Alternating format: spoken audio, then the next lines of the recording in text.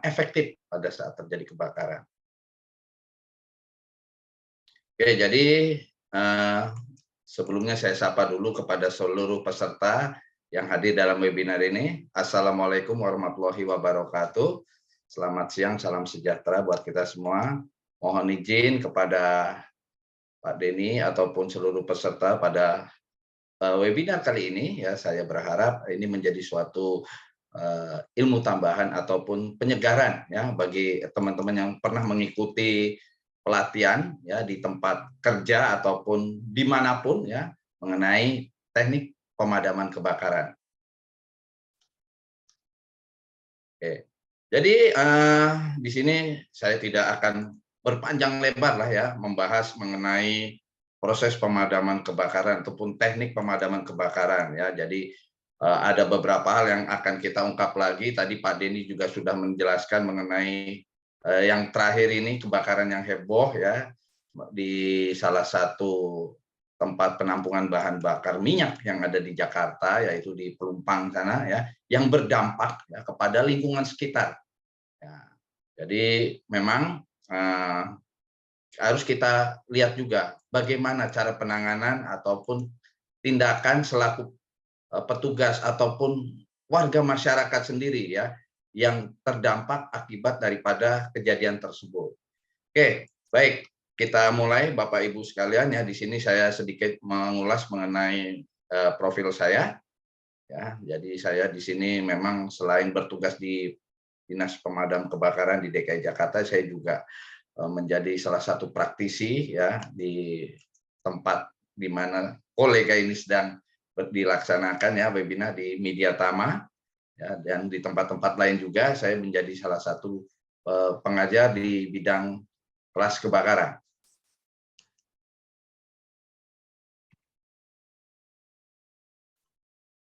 Oke, baik. Lanjut. Nah, ini ya, kita mungkin sudah tahu ya terkait dengan akibat kebakaran ya. Kebakaran itu timbul karena ada api yang tidak terkendali. Ya. Api yang tidak terkendali, ya ini sebenarnya api tidak terkendali inilah yang nantinya dapat menimbulkan kerugian baik harta benda maupun jiwa manusia. Namun, sebelum terjadinya kebakaran ini, ya, juga kita bisa lihat, kita bisa mitigasi. Ya, kita bisa mitigasi. Ya. Jadi, segala kejadian kebakaran ini pasti ada awalnya. Nah, selain ada awal yang menjadi penyebab, ya, ini juga kita harus tahu hal-hal lain yang paling signifikan. Ya, yang paling signifikan karena yang dapat menimbulkan kebakaran di awal adalah karena kelalaian kita, Pak. Bapak Ibu ya, di tempat kerja maupun di tempat lingkungan kita tinggal itu banyak hal yang sebenarnya ini yang dapat menjadikan risiko bahaya kebakaran ya. Seperti hal-hal kecil ya, yang pada umumnya menjadi penyebab kebakaran itu adalah karena arus pendek listrik. Nah, ini yang menjadi eh, penimbul kejadian kebakaran yang paling dominan. Namun, ya belajar dari kegiatan kejadian kebakaran kemarin yang terakhir di Pertamina. Nah, ini ya. Nah, ini yang sebenarnya kalau kita lihat, kita flashback lagi, Pak, kita lihat kejadiannya ini ya. Menurut informasi kejadiannya, ya kebakaran di penampungan bahan bakar ini ya itu bukan terjadi ledakan dari tangki penyimpanan bahan bakarnya, ya, tetapi dari penyalur pipa penyalur bahan bakar yang terjadi kebocoran. Nah, akibat kebocoran di tabung di pipanya ini, ya, maka terjadilah suatu kebakaran, ya, yang tadinya hanya di dalam lingkungan ya kawasan Pelumpang tadi ya di dalam area Pertamina tadi, tetapi akhirnya berdampak kepada lingkungan. Berdampak kepada lingkungan di sekitar daripada tempat penyimpanan bahan bakar. Nah, ini ya, Bapak-bapak ataupun Ibu ya bisa lihat. Ya, itu yang disebut dengan namanya BLIVI. Ya, salah satu kejadian kebakaran yang kemarin kita lihat ya, ataupun di beberapa tempat di Indonesia yang pernah ada kejadian kebakaran. Nah, di sini BLIVI ataupun Boiling Liquid Expanding Vapor Explosion, ya, ledakan, Pak. Ya, terjadi karena itu tadi adanya panas yang berlebih di dalam tempat penampungan bahan bakar cair, ya. Nah, ini ya didefinisikan sebagai ledakan yang dihasilkan dari kegagalan bejana. Bejana ini tempat ataupun wadah ya berisi cairan pada suhu yang jauh di atas titik didihnya, ya, pada tekanan atmosfer normal. Jadi ini Pak, di dalam tabungnya ini ya panasnya ini sudah over. Nah, ini salah satu contoh mungkin ya, kemarin ini juga kebocorannya pun ya karena merambat ke berbagai sisi ya. Nah, ini di penampungan, di sekitar penampungan bahan bakar minyak khususnya ya di pipa-pipa ini Pak. Karena panasnya sudah berlebih ya dan jumlah yang cukup banyak ya, dia akan meledak dalam waktu yang cepat. Nah, ini ya. Jadi fenomena BLIVI ini terjadi ketika bejana berisi cairan itu runtuh, Pak. Ya, hancur akibat panas berlebih atau dengan cepat serta tidak terkendali. Dan ledakannya dapat menyebabkan cairan yang mudah terbakar ikut membentuk menjadi bola api. Nah, ini ya Pak ya. Apa tindakan ketika hal ini terjadi? Ya. Ini khususnya kalau di tempat-tempat itu apa?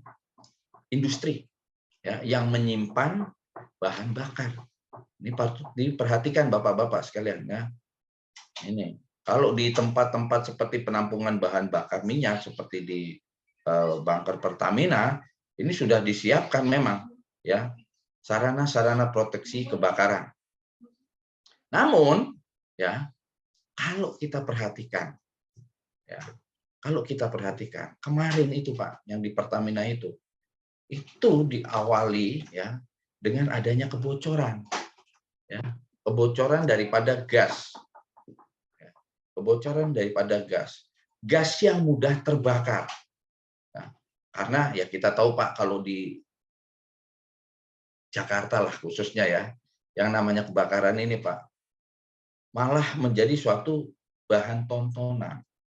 Nah, sebenarnya kejadian bahaya ini ya kalau orang yang sudah mengerti Pak harusnya segera menjauh. Tetapi kemarin kita ini Pak, ya Bapak mungkin bisa lihat ya, kejadian di Pertamina, di area sekitarnya yang mendekati dekat lingkungan itu yang lebih parah ya, daripada di dalam area penampungan Pertamina itu sendiri. Ya. Jadi itu. Jadi di dalam area Pertamina sendiri malah cepat Pak pemadamannya. Ya, karena didukung oleh sarana proteksi kebakaran yang mumpuni. Ya. Tetapi ketika sarana proteksi kebakaran yang ada di lingkungan warga masyarakat. Nah, ini ya, sarana proteksi kebakaran yang ada di sekitar itu kan tidak ada Pak, tidak mendukung. Maka dari itu sudah warga masyarakatnya sudah panik, ya Pak ya, sudah panik ya. Jadi apinya ini cepat merambat. Apalagi warga masyarakatnya Pak, udah tahu ada kebakaran, malah mereka mendekat. Nah ini, padahal indikasi sudah diberikan Pak dari kebocoran tadi ya, gasnya udah bau, udah tahu Pak beberapa masyarakat. Ini bahkan nanti akan terjadi kebakaran yang lebih hebat. Tetapi ya itu tadi, ya warga masyarakat kita ini ya kurang respect, ya kurang sadar, aware-nya nggak ada Pak. Ketika terjadi kebakaran, ya malahan mereka menyelamatkan harta benda. Kembali lagi yang sudah tadinya lari menjauh malah semakin mendekat. Nah, ini ya. Jadi kejadian inilah Pak ya yang dampaknya malah lebih buruk di lingkungan perumahan tadi. Dapat menimbulkan kerugian harta benda dan jiwa. Nah, di sini bisa kita lihat Pak, akibat daripada kebakaran tadi itu ada salah satu dari teori ya ahli kebakaran ya dari David T. Gold nih Pak. Ya. Nah, di sini bapak-bapak bisa lihat ataupun ibu ya yang menjadi penyebab api itu cepat merambat, yaitu karena adanya suatu proses oksidasi cepat ya. Nah ini jadi proses oksidasi cepat inilah Pak ya yang terjadi di pemukiman warga masyarakat di sekitar area Pelumpang tadi.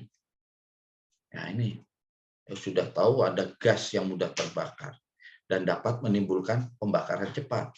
Dari sana apinya pun akhirnya tidak terkendali. Nah ini ya bapak-bapak bisa lihat nih teori David T. Gold ini bisa kita pakai, kita terapkan. Sudah ada Pak indikasinya, sudah tahu mereka sebenarnya, tetapi itu tadi warga masyarakat ini yang masih kurang ya, dalam artian pembelajaran ataupun bagaimana cara mengatasinya. Ya. Nah ini ya mudah-mudahan inilah menjadi suatu pembelajaran kita Pak ke depannya terkait dengan salah satu kejadian besar yang menimbulkan banyak korban jiwa, ya, baik yang cacat ataupun sampai meninggal dunia. Ya, jadi ini ya dari David T. Gold sendiri sudah memberikan nih ya apalagi bapak-bapak yang sudah pernah belajar ya, khususnya untuk bagaimana cara memadamkan kebakaran atau ikut training di kelas D ya. Ini Pak supaya kita nanti ke depannya memberi pelajaran lebih kepada teman-teman ataupun kepada keluarga kita ya kalau terjadi kebakaran lebih cepat ya kita menyelamatkan diri ataupun kita mengambil tindakan untuk memadamkan kebakaran secara dini. Itu pun kalau didukung dengan sarana proteksi kebakaran yang cukup. Kalau tidak ada, Pak, ya jangan coba-coba. Ya, lebih baik kita menghindar, menjauh untuk menyelamatkan diri kita. Next.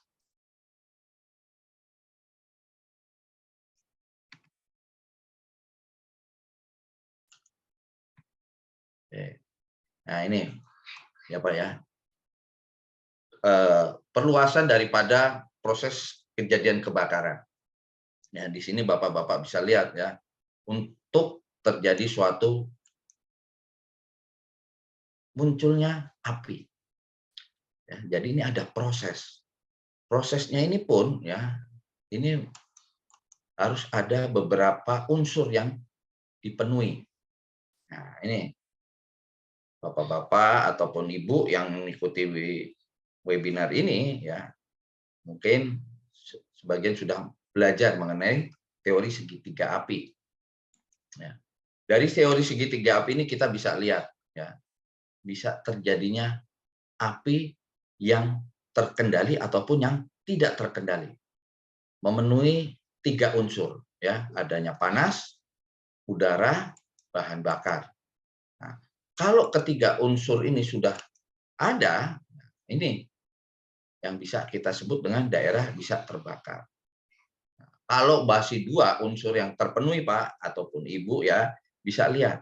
Kalau baru 2 itu tidak mungkin akan bisa muncul namanya api. Ya, tidak akan terbentuk.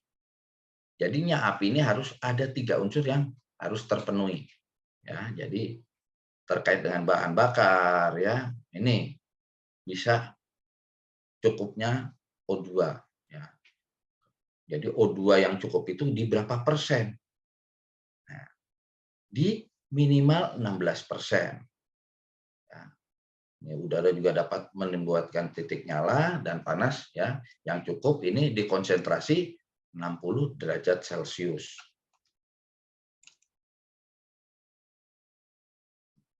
Ya. Nih ya, penyebab sulitnya penanggulangan kebakaran. Ada beberapa hal yang harus kita perhatikan. Ya. Salah satunya adalah bangunan tertutup. Ya, bangunan tertutup, Bapak Ibu, ya apalagi tertutup rolling door nih, ya itu di 9,9%. Ini menjadi penyebab kesulitan bagi petugas ataupun siapapun ya untuk melakukan proses pemadaman. Ya, ini menjadi hambatan. Ya, apalagi udah rolling door-nya ini dikasih gemboknya banyak, ya. Rolling door-nya juga bentuknya ini susah ditembus. Jadi harus menggunakan akses untuk membukanya dengan cara forcible entry atau buka paksa. Ya, ini membutuhkan waktu. Kita ingat, Pak, untuk melakukan proses pemadaman dengan cepat supaya apinya bisa kita kendalikan. Ya, jangan terjadi perambatan. Bapak-bapak mungkin tahu ya, untuk golden time-nya, Pak, penanganan api supaya tidak cepat membesar.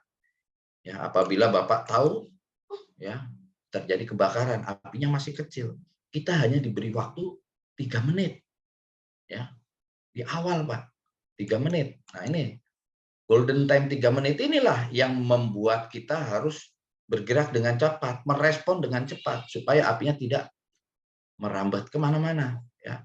Tapi kalau sudah seperti kasus dengan ditutup dengan rolling door, aksesnya susah dibuka ya ini, maka akan cepat terjadi rambatan. Ya. Yang kedua adalah faktor angin atau udara. Nah, ini ya. Memang udara ataupun angin ini Pak yang menjadi penyebab kedua yang paling besar.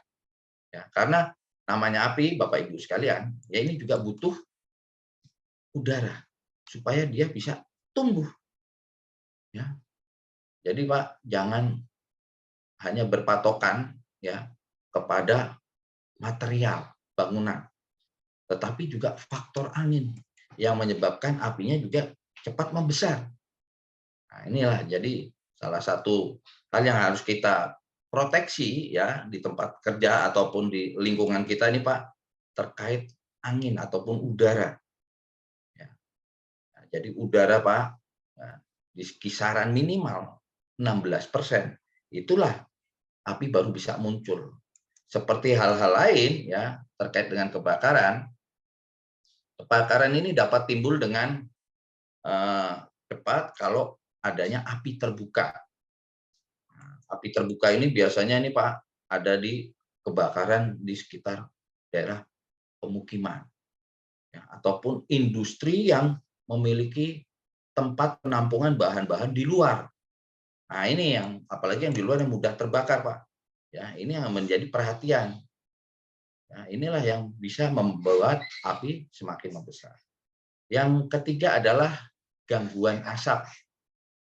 Nah, ini gangguan asap pun ya, ini yang dapat menyulitkan petugas ataupun siapa yang akan melakukan proses pemadaman kebakaran. Nah, jadi ini harus perlu diperhatikan juga gangguan asap efeknya untuk petugas. Ya. Gangguan efek asap inilah yang nanti secara terus-menerus ya, baik jarak ataupun istilahnya itu dampaknya ya, dampaknya ini yang jauh ataupun yang dekat. Nah, dampak yang terdekat ya bagi kita Pak petugas ya, jikalau kita tidak menggunakan APD ya, kita pasti akan kesulitan, kita pasti akan sesak ya ketika akan melakukan proses pemadaman, apalagi asap hasil dari pembakaran ini banyakkan dari gas-gas beracun. Nah, jangka jauhnya atau jangka lamanya ini ya pasti bapak-bapak ataupun para petugas siapapun itu ya terkait dengan kesehatan. Ya, terkait dengan kesehatan. Nah, ini jadi perlu diperhatikan Bapak Ibu sekalian ya ketika Bapak Ibu mungkin menjadi seorang petugas ataupun kita yang terjebak di dalam ruangan tempat yang terbakar. Ya, di situ Bapak Ibu terjebak oleh banyaknya asap hasil pembakaran. Nah, ini paling tidak harus dilindungi ya saluran pernapasan kita nih, hidung ataupun mulut ya menggunakan kain yang basahkan minimal. Minimal ini kita harus menggunakan hal itu. Ya, jangan sampai kita nanti ada kesulitan dalam bernafas. Ya, kalau kita sudah kesulitan bernafas, kebanyakan gas beracun yang kita hisap, ya, sedikit oksigen yang kita terima, lama-kelamaan pun kita akan nanti pusing, Pak. Ya, pusing. Tidak dapat beraktivitas normal ataupun dapat mengevakuasi diri dengan cepat ketika kita terjebak. Dan yang keempat adalah bangunan tanpa proteksi kebakaran. Nah ini, ya, ini ada di 17,8%. Nah ini banyak bangunan-bangunan ya yang betul-betul masih membatasi, Pak. Ya, membatasi sarana proteksi kebakaran di tempat kerjanya. Ya, kenapa? Karena mungkin di sana beranggapan bahwa sarana proteksi kebakaran ini ya belum menjadi suatu kebutuhan khusus. Ya. Ini belum menjadi suatu sarana proteksi kebutuhan khusus. Ya. Jadi sebenarnya sarana proteksi kebakaran ini adalah pendamping kita, Bapak Ibu, selama 1 kali 24 jam. Ya, sama 1 kali 24 jam. Di tempat kerja apalagi nih. Ya, harus semuanya dipenuhi, harus semuanya ada. Ya. Beliau-beliau ini ya, istilahnya sarana proteksi kebakaran ini ya, yang selama 1 kali 24 jam mendampingi kita kerja, yang membuat kita kerja menjadi merasa aman, merasa nyaman. Ya. Apalagi kalau kita pun ya mampu menggunakan peralatan-peralatan itu. Ya, ketika terjadi kebakaran kita mampu untuk menggunakan peralatan tadi secara baik ataupun efektif. Ya, seperti judul kita pada hari ini ya, bagaimana nanti kita akan bisa mampu memadamkan kebakaran dengan efektif. Selanjutnya terlambat menghubungi pihak pemadam kebakaran. Nah, ini juga ya Bapak Ibu perhatian. Jadi besar ataupun kecil, jadi atau tidaknya kebakaran di tempat kita, Pak, itu menjadi hal utama bagi bapak-bapak sekalian untuk dan ibunya untuk menghubungi pemadam kebakaran. Ya. Karena ya Pak ya, jangan punya mindset bahwa menghubungi pemadam kebakaran nanti akan bayar, Pak. Tidak, ya. Untuk menghubungi pemadam kebakaran itu free, gratis dalam keadaan kegawat daruratan seperti kebakaran. Ya, kita akan bantu dan respon dengan cepat. Ya, apabila bapak-bapak ataupun ibunya memberikan informasi dengan cepat juga. Berikan informasi yang cepat kepada kami, petugas pemadam kebakaran, ya, supaya kita dapat segera membantu. Ya, jikalau bapak ibu juga di tempat kerjanya ini sarana proteksi kebakarannya tidak tersedia dengan banyak, ya, tidak sesuai dengan peraturan mungkin ya. Nah, ini kita dapat bantu dengan cepat. Ya, jadi supaya kita merespon dengan cepat, supaya kerugiannya pun ya dapat kita minimalisir. Oke, ya. Nih, sebelum kita melakukan proses pemadaman, ya Bapak Ibu harus tahu nih, harus paham terkait benda-benda apa yang terbakar.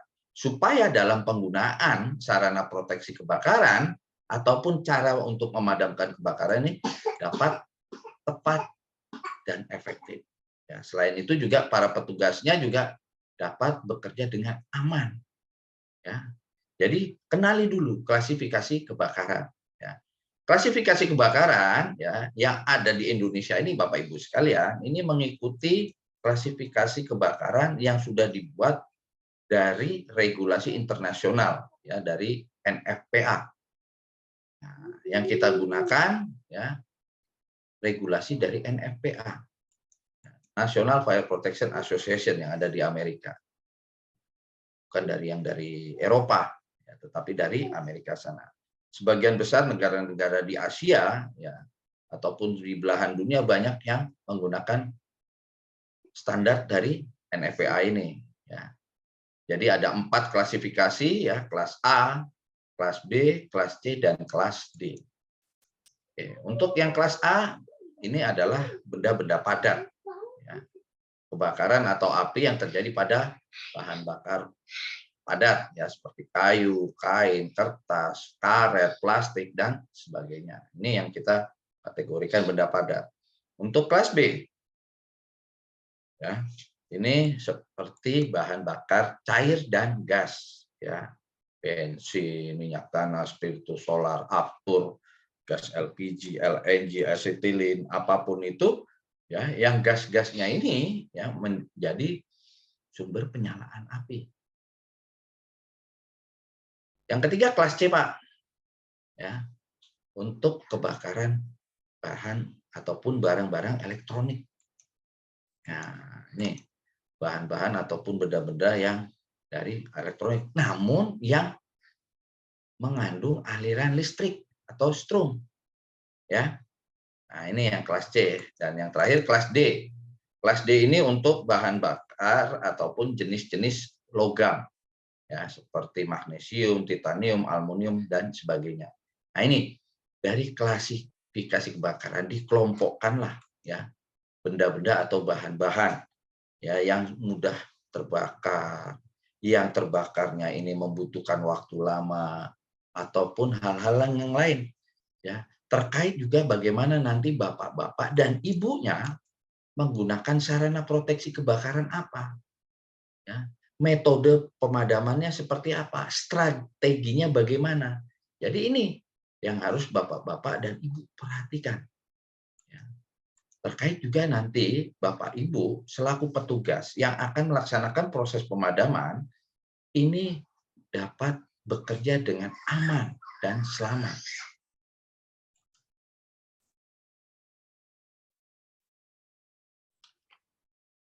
Nah, oke. Ini bapak-bapak dan ibu bisa lihat, ya, metode pemadaman. Di sini ada 5 metode, ya, ataupun cara untuk pemadaman kebakaran. Yang pertama adalah melakukan pendinginan, ya, menghilangkan unsur panas atau pemadaman menggunakan media air. Biasanya ini, ya, untuk kelas kebakaran A, ya. Ini kelas-kelas A, benda-benda padat. Inilah yang mampu kita padamkan dengan cara pendinginan, ataupun, ya, Bapak Ibu sekalian bisa lakukan juga untuk pendinginan ini apabila terjadi kebakaran seperti tadi, tangki tempat penyimpanan bahan bakar yang terbakar. Jadi ketika Bapak-bapak melihat seperti hal kebakaran di pelumpang misalnya, ya, tangkinya penyimpanan bahan, jangan langsung disemprotkan ke arah sumber apinya, tetapi kita dinginkan dulu sekeliling daripada tangki yang terbakar tadi, supaya menurunkan hawa panasnya, ya. Temperaturnya kita turunkan supaya tidak terlalu tinggi. Kalau tinggi, ya, tidak kita dinginkan, kita hanya terkonsentrasi pada sumber apinya. Nah, ini tadi yang dapat menimbulkan ledakan atau blivi, ya. Itu blivi tadi, ya.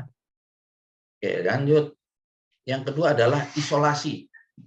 Nah, menutup permukaan benda yang terbakar untuk menghilangi unsur O2 atau udara. Nah, ini, ya. Ini Pak, mengisolasi. Ini isolasi ini biasanya, ya, ini menggunakan sarana pemadaman tradisional yang sering kita lakukan, ya. Apabila ada kebakaran misalnya di dapur, ya, kita menggunakan kain yang dibasahkan ataupun karung goni, ya. Banyaklah, ya, apat-apat ini yang di rumah nih bisa menggunakan selimut, handuk, spray, ya, ataupun apa, ya, berupa kain yang mudah menyerap air. Nah, ini ya yang harus kita gunakan untuk mengisolasi supaya udaranya tidak masuk lagi ke dalam. Yang ketiga adalah dilusi, ya. Pemadaman menggunakan media gas untuk menghalangi unsur O2 atau udara yang dapat menyalakan.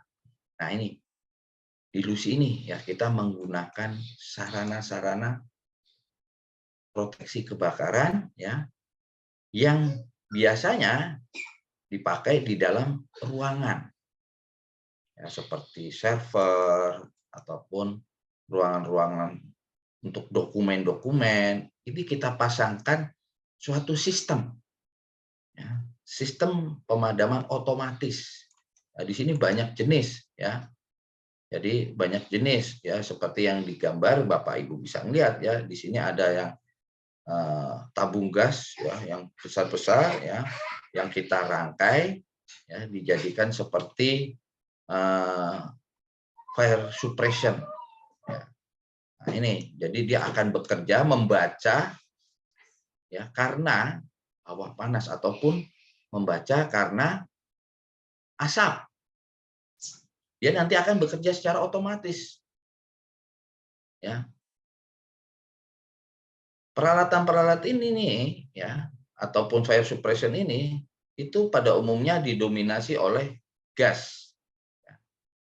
Ya, gas baik jenis CO2, gas inergen ataupun gas clean agent pengganti halon. Nah, ini, ya. Bahan-bahan ini, ya, gas-gas ini, Pak, adalah menjadi sarana alternatif yang sangat bagus, ya, untuk melindungi daripada data-data ataupun dokumen-dokumen kita, ya, yang dimiliki oleh perusahaan. Ya, biasanya ini memang dipasang di dalam suatu ruangan khusus. Ya. Yang keempat, pemisahan bahan mudah terbakar. Ya, memindahkan bahan-bahan mudah terbakar jauh dari jangkauan api. Nah, ini juga sama, Pak. Ya, untuk yang nomor 4 ini, ya, pemindahan bahan yang mudah terbakar ini seperti kejadian kemarin, ya, yang di Pelumpang. Ya, jadi suplaian bahan bakar yang akan masuk ke dalam tangki, ya, yang melewati pipa-pipa tadi, ini kita stop. Ya, kita stop. Ya, jadi supaya aliran bahan bakar ini tidak terus masuk ke daerah yang terbakar. Kalau bahan-bahan ini tidak kita stop, ya, tidak kita pisahkan, ya, apinya ini akan terus menyala. Nah, ini kapan mau kelarnya, kapan mau selesai, pakai metode seperti apapun, ya, kalau tidak kita stop bahan bakar, apinya tidak akan padam. Ya. Kita menggunakan bahan-bahan, ya, untuk memadamkan api seperti misalnya foam liquid, ya, seberapa banyak foam liquidnya pun kalau masih disuplai, ya, bahannya ini tidak akan padam. Ya. Jadi karena kalau kebakaran seperti tangki bahan bakar minyak, ya, itu, Pak, itu menunggu medianya habis. Ya. Media ataupun bahan bakarnya habis. Ya. Jadi kalau untuk ditutup menggunakan foam liquid seberapa banyak pun, ya, itu kalau sudah besar itu tidak akan bisa, Pak. Ya. Seperti kasus kemarin juga di luar Jakarta, ya, kalau Pelumpang itu tahun 2009, ya, itu pernah kejadian, ya, sampai menimbulkan korban jiwa, ataupun di daerah Cilacap, Balongan, ya, nah, itu sama, Pak, sampai bahan bakarnya habis dulu, ya. Namun kita tetap melakukan proses pemadaman, ya, menggunakan foam liquid sambil juga melakukan pendinginan, ya, di kiri kanan tangki-tangki yang belum terbakar. Ya, supaya tadi efeknya ini jangan sampai tangki-tangki yang belum terbakar tadi, ya, terkena dampaknya yaitu panas. Nah, ini juga lama-kelamaan juga kalau kena panas pun kalau kita tidak cover dengan air, dia akan terbakar juga. Dan yang kelima adalah pemutusan rantai reaksi, ya. Jadi memutus rantai reaksi api dengan menggunakan bahan tertentu untuk mengikat radikal bebas, ya, pemicu reaksi api. Sama, Pak. Ya. Sama dengan yang dilusi tadi, ya. Ini juga menggunakan sarana-sarana proteksi kebakaran khusus, ya. Media-medianya juga khusus, ya, seperti menggunakan clean agent, ya, ataupun menggunakan foam liquid. Ya, jadi perlu kita ketahui terkait metode pemadaman dengan klasifikasi kebakaran supaya kita pun mengerti nantinya, Pak, ya, apinya ini akan seperti apa, mau dipadamkan seperti apa. Jangan sampai nanti bapak-bapak malah kebobolan, ya. Nah, ini, ya, bapak-bapak ataupun ibu bisa lihat cara-cara yang dilakukan oleh para petugas dalam melakukan proses pemadaman kebakaran. Ya, Bapak bisa lihat menggunakan apar secara bersamaan. Ya, ini yang bagus ya Bapak Ibu, kalau dalam proses pemadaman kebakaran, tolong ya jangan bekerja secara individual atau sendiri, ya dikerjakan secara berkelompok atau tim. Ini lebih baik, lebih bagus ya. Nah, jangan pokoknya Bapak Ibu melihat kejadian kebakaran misalnya sendiri di awal. Memang Bapak ada satu orang ataupun Ibu sendiri di sana. Tetapi kalau bisa ya, untuk proses pemadaman awal ya menggunakan apar ataupun apa ya tetap harus 2 orang supaya kita mengantisipasi kegagalan daripada apar itu sendiri ya. Misalnya aparnya macet ataupun tidak berfungsi, berarti ada backup dari teman kita nih yang juga membawa apar ya. Mungkin apar yang dibawa oleh teman kita ini bisa ya untuk memadamkan kebakaran. Ataupun syukur-syukur ya apar kedua-duanya ini berfungsi dengan baik. Nah, ini lebih bagus ya. Ya, artinya itu dikerjakan secara berkelompok atau tim. Nah, ini supaya apinya pun cepat segera kita padamkan. Ya, yang lain ya itu tadi nih dengan cara mengisolasi ya, menggunakan kain ataupun fire blanket ya untuk menutup api yang menyala. Ataupun ya menggunakan hidran ya, ini Bapak bisa lihat ya secara berkelompok juga. Ya. Jadi namanya hidran Bapak-bapak ya tolong perhatikan nih. Ya kalau di tempat kerja Bapak-bapak, hidran pun ada klasifikasinya ya. Jadi ada yang untuk hidran halaman, hidran gedung, dan hidran kota. Nah, kalau hidran halaman adanya di halaman tempat kita kerja Pak, yang ada di sekeliling tempat kerja ya, entah itu di perkantoran ataupun di industri atau di rumah sakit, bahkan di mall ya. Nah, kalau hidran gedung yang ada di dalam gedung ya. Kalau hidran gedung itu diameternya beda Pak dengan yang ada di halaman. Kalau di halaman ini diameternya besar untuk para petugas yang sudah terlatih ya. Karena apa? Hidran yang di halaman ini Pak, ya tekanan airnya cukup besar. Ya, jangan sampai Bapak-bapak bekerja hanya 1 atau 2 orang. Berbeda dengan hidran gedung. Ya, hidran gedung yang ada di dalam gedung ini ya ukurannya relatif kecil, ya 1,5 inci. Nah ini dipakai oleh orang yang belum terlatih pun bisa, ya bisa Pak. Jadi berbeda ya penggunaannya, tetapi sama-sama memiliki fungsi untuk memadamkan kebakaran ataupun untuk mencegah daripada perambatan api, ya ataupun melakukan proses pendinginan.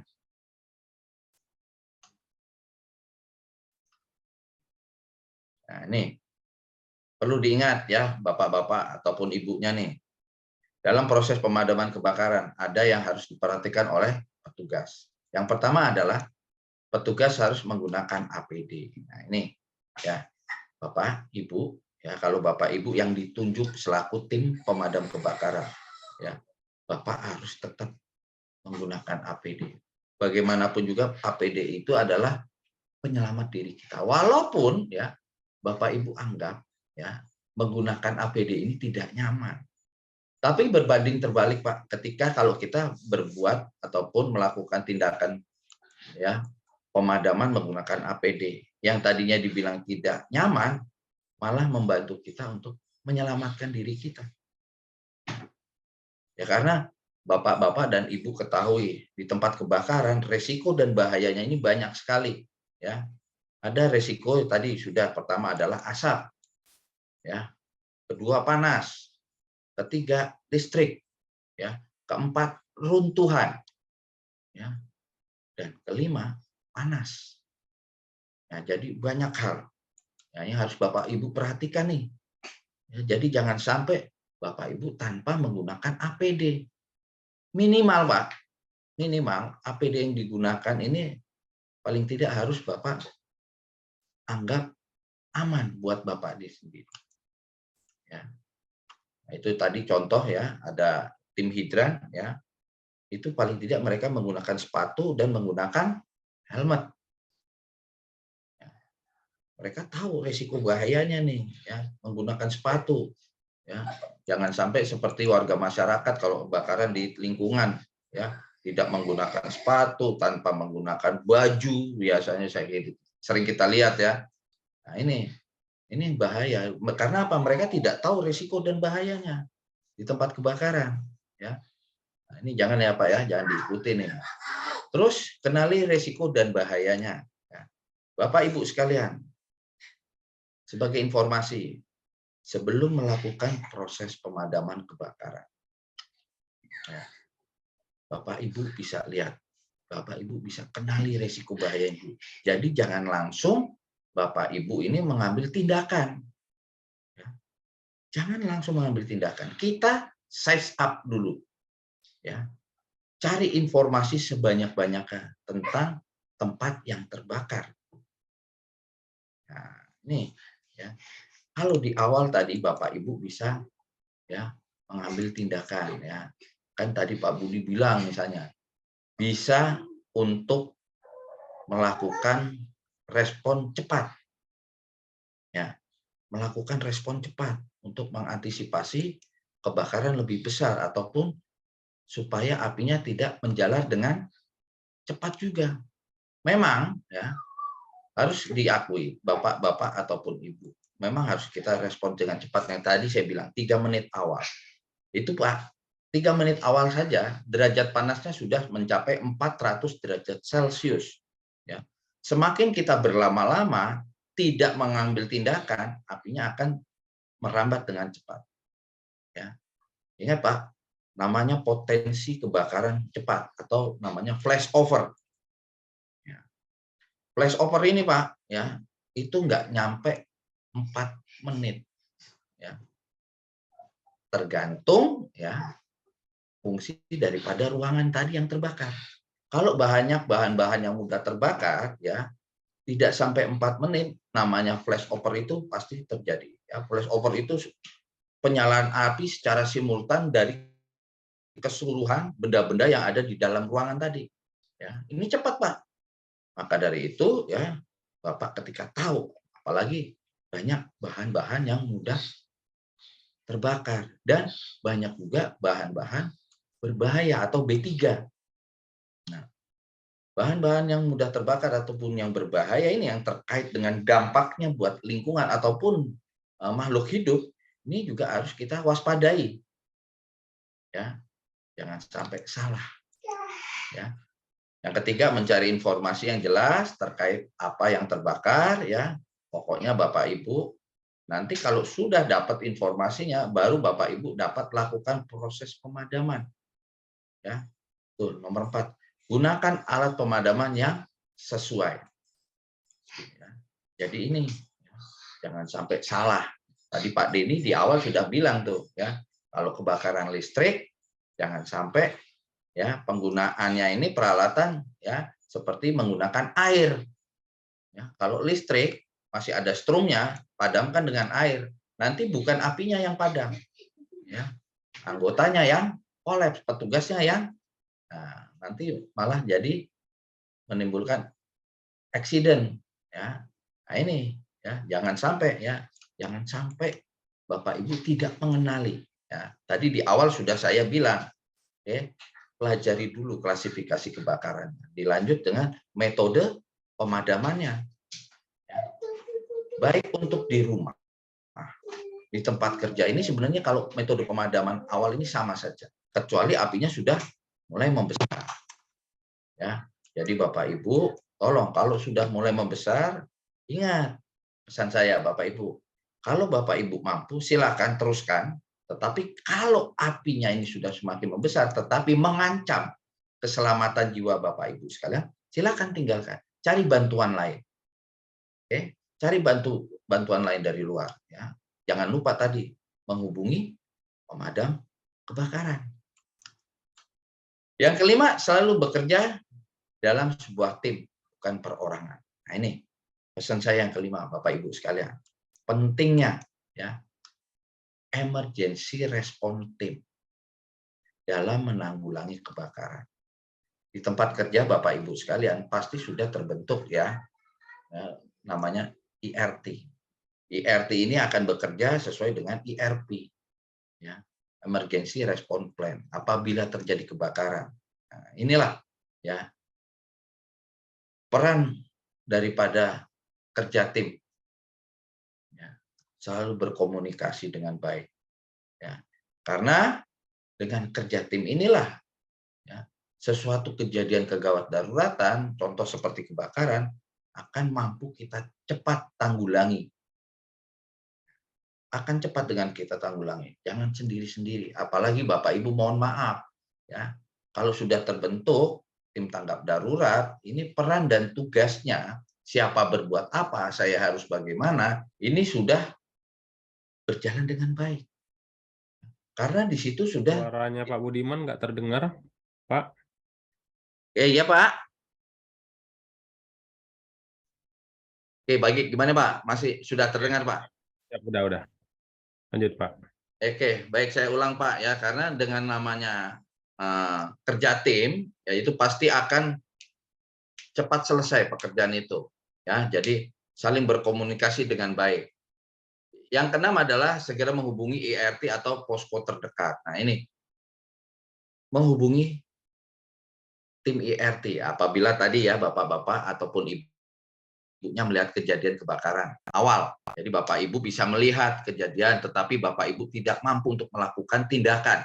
Segera hubungi tim tanggap darurat ataupun posko terdekat. Bahkan mungkin bapak ibu karena mungkin ada kesulitan tidak membawa sarana komunikasi, bisa membunyikan alarm manual yang sudah dipasang ya di tempat kerja itu. Ya, kan ada box-box merah kecil ya, tombol alarm itu yang bisa menjadi sarana untuk membantu kita memadamkan kebakaran, memanggil tim pemadam kebakaran setempat terlebih dahulu, mengambil tindakan awal.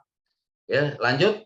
Yang ketujuh adalah berkoordinasi dengan instansi terkait dengan cepat. Ya, Bapak Ibu, ya, kalau sudah melakukan tindakan, ya, tim tanggap daruratnya jangan sampai lupa menghubungi instansi-instansi terkait, ya, seperti tadi pemadam kebakaran, rumah sakit, keamanan, ya kepolisian misalnya, ataupun perangkat-perangkat daerah lain yang ada di dekat tempat Bapak Ibu sekalian ya, seperti kelurahan ataupun kecamatan, ini nggak masalah ya untuk membantu. Jadi semakin banyak yang membantu, semakin cepat proses pemadamannya ataupun penyelamatan jiwanya.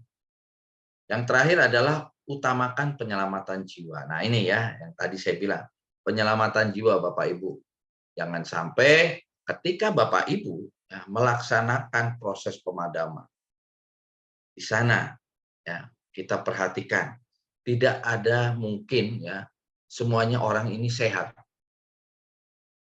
Pasti ada orang yang sakit ataupun orang disabilitas ataupun cacat. Nah inilah orang-orang ini yang harus mendapatkan perhatian khusus.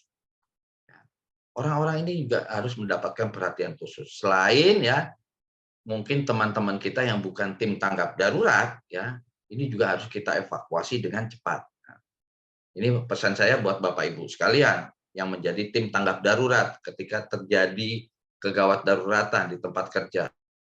Ataupun mungkin Bapak Ibu sedang mengadakan drill latihan, ya. Berikan prioritas kepada teman-teman yang sehat terlebih dahulu. Ya. Berikan prioritas kepada teman-teman sehat terlebih dahulu untuk kita evakuasi. Baru kemudian orang-orang yang membutuhkan penyelamatan secara khusus.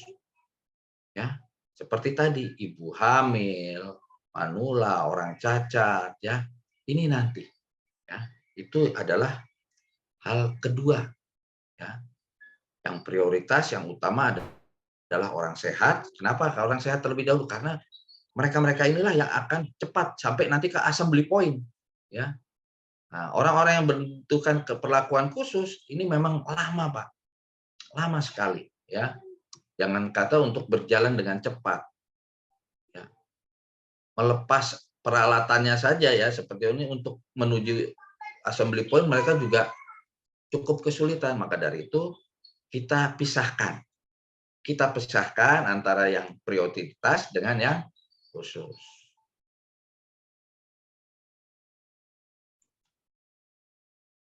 Oke, Pak Denny, ternyata kita sudah di ujung materi. Mungkin sudah banyak ini pertanyaan nih dari Q&A dan chat, Pak Denny. Itu saja yang bisa saya sampaikan terkait untuk teknik pemadaman. Oke. Terima kasih Pak Budiman. Boleh ditutup dulu, stop share screen. Ya, Pak. Oke, Bapak Ibu semua, kita sudah menyimak materi kita siang ini terkait dengan pemadaman api yang efektif untuk kalau terjadi kebakaran. Oke, Bapak Ibu semua, sebelum kita masuk ke materi tanya jawab, ya, saya akan informasikan dulu teman-teman semua, Bapak Ibu semua terkait dengan apa saja pelatihan-pelatihan yang ada di Mediatama Academy. Oke. Sebentar.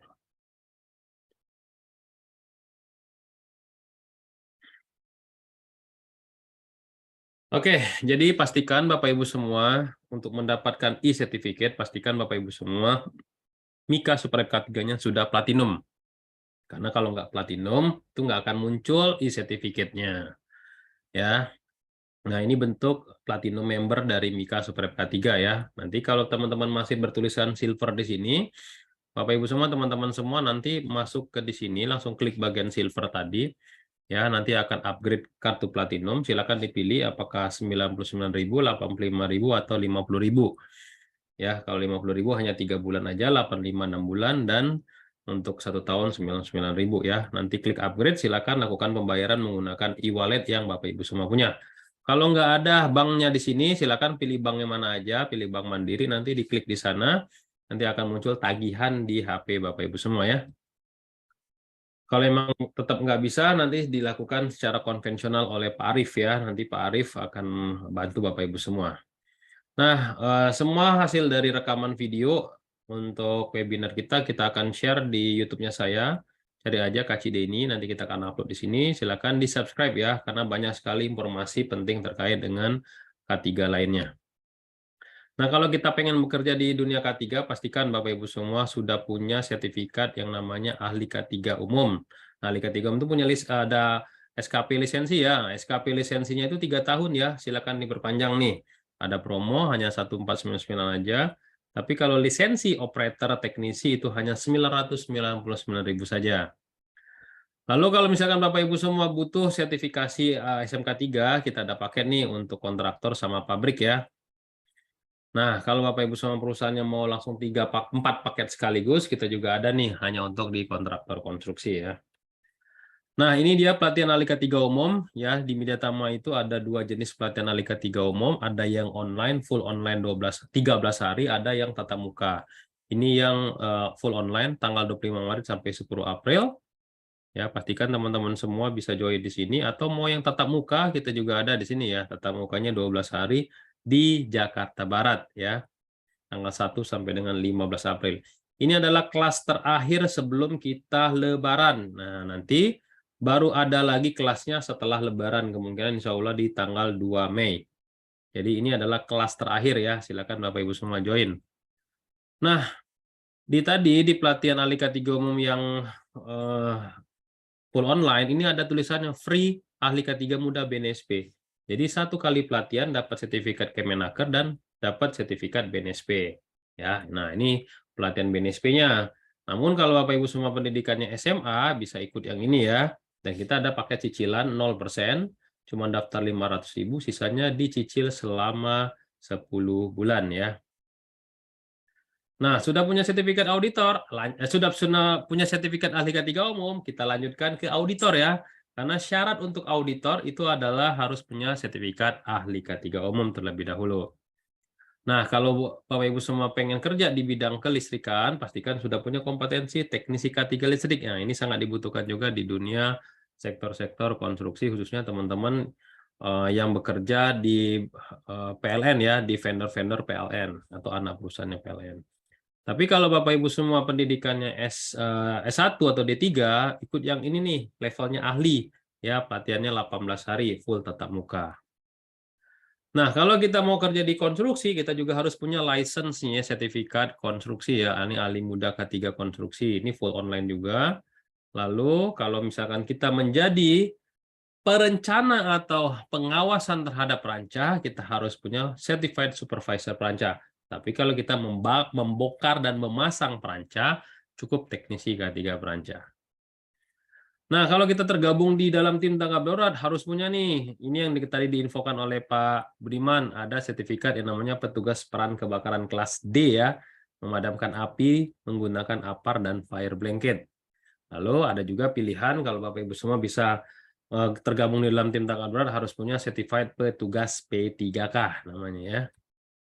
Nah, kalau kita kerja di ketinggian nih juga harus punya certified nih teman-teman ya. Kalau bekerja di ketinggiannya di atas perancah cukup TKB T2. Tapi kalau udah bergelantungan di akses tali seperti membersihkan kaca, kerja di tower-tower gitu ya, harus punya TKPK tingkat 1 namanya ya. Nah, ini sering dipalsukan nih, teman-teman. Teman-teman nggak perlu khawatir, di Media Tama aja. Ini yang asli, langsung dapat lisensi dan suket ya, namanya surat keterangan telah memenuhi operator forklift ya, memenuhi persyaratan untuk menjadi operator forklift. Oke, kalau kita kerja di rumah sakit, kita harus punya certified ini namanya K3 rumah sakit. Nah, di Media Tama, 1 kali pelatihan langsung dapat 2 sertifikat. K3 rumah sakit, dapat bonus paramedis K3 muda. Tapi kalau teman-teman pengen, Pak, saya mau yang paramedis K3 muda aja. Nah, ini juga bisa, langsung paramedis K3 muda aja tanpa K3 rumah sakit ya. Nah, ini juga kemarin ada kecelakaan di PPLI ya, teman-teman udah tahu ya. Nah, ini kita harus punya nih Certified Confined Space atau petugas ruang terbatas ya. Nah, ruang terbatas ini, K3 ruang terbatas ini kebagi 2. Ada yang namanya CSM, Confined Space Media, yang kerja di atas mengawasi teman-temannya yang masuk ke dalam manhole. Sedangkan kalau yang masuk ke dalam manhole itu harus satunya Certified Confined Space Utama atau CSU. Pastikan teman-teman join di sini ya. Ini adalah ATK-ATK yang diterima oleh para peserta nantinya. Calon-calon peserta akan terima ini. Kalau yang online nanti kita akan kirim melalui Tiki, tapi kalau yang offline nanti akan diterima pada saat praktek. Ini juga kita punya aplikasi milia.app. Silakan teman-teman masuk sini. Ini adalah e-course pertama di Indonesia bidang K3 ya, untuk teman-teman bisa belajar mandiri dengan menonton video-video yang sudah kita upload dalam aplikasi ini. Nanti langsung dapat sertifikat juga ya. Nah, kalau teman-teman pengen kerja, kita juga ada situs di www.mediatama.co.id, pilih fitur karir K3 atau karirnya. Ini banyak sekali lowongan-lowongan kerja yang ada di sini. Banyak juga teman-teman butuh misalkan alumni dari Mediatama. Nah, ini di sini tempatnya ya. Oke, termasuk juga kalau teman-teman mau ngelamar kerja di Media Tama ada tombol CV, pembuatan CV secara online, teman-teman bisa daftar di sini, isi semua datanya, nanti akan muncul semua di dalam aplikasi CV tersebut. Ya, ini bagian dari aplikasi Kurikulum PT. Atau teman-teman pengen jadi reseller, sudah pernah ikut pelatihan di Media Tama, pengen dapat uang saku. Nah, ini kita ada uang saku ya sebesar 5%. Jadi kalau teman-teman merekomendasikan temannya yang lain untuk join di pelatihan di Media Tama, dapat fee sales 5% ya. Kalau 10 dikali ini ya, kalau misalkan 6 juta ya, 6 juta itu fee-nya kan 5%-nya kan 300.000. Kalau 10 orang yang ikut ahli K3 umum bisa dapat 3 juta, kan lumayan ya. Nah, sistem referralnya teman-teman silakan nanti cek di Mika Super K3, ada pilih akun, nanti akan bisa langsung masukin kode referralnya. Ya, jadi di kode referral ini teman-teman akan bisa mendapatkan fee sales-nya secara online. Kalau udah tercapai 1,3 juta, teman-teman bisa cairkan. Ya, penarikan kode saldo fee nanti teman-teman harus masukin semua akun banknya, nanti kita akan transfer ya. Gitu. Ya, atau juga bisa share di tombol ada titik 3 di bagian kanan atas ya.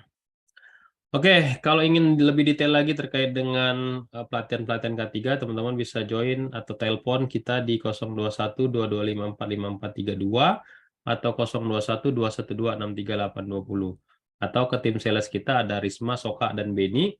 Dan teman-teman juga bisa masuk ke Instagram kita, Media Tama, atau Facebooknya di Tama Media Tama Sertifikasi. Atau jangan lupa di-follow atau di-subscribe YouTube-nya Kak Cideni dan TikTok-nya Kak Cideni.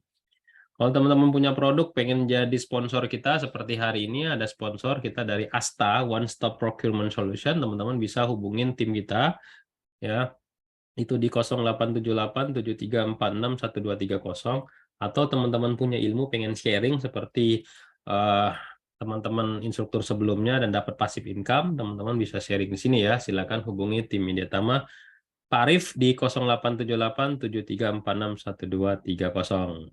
Oke, saya akan masukkan teman kita ya untuk siang ini ada dari, bentar ya. Oke, ini namanya Pak Arif Maulana. Ini saya masukin dulu Pak Arif Maulana, bersiap ya. Promote to panelis, yes. Oke, lalu Pak siapa lagi nih?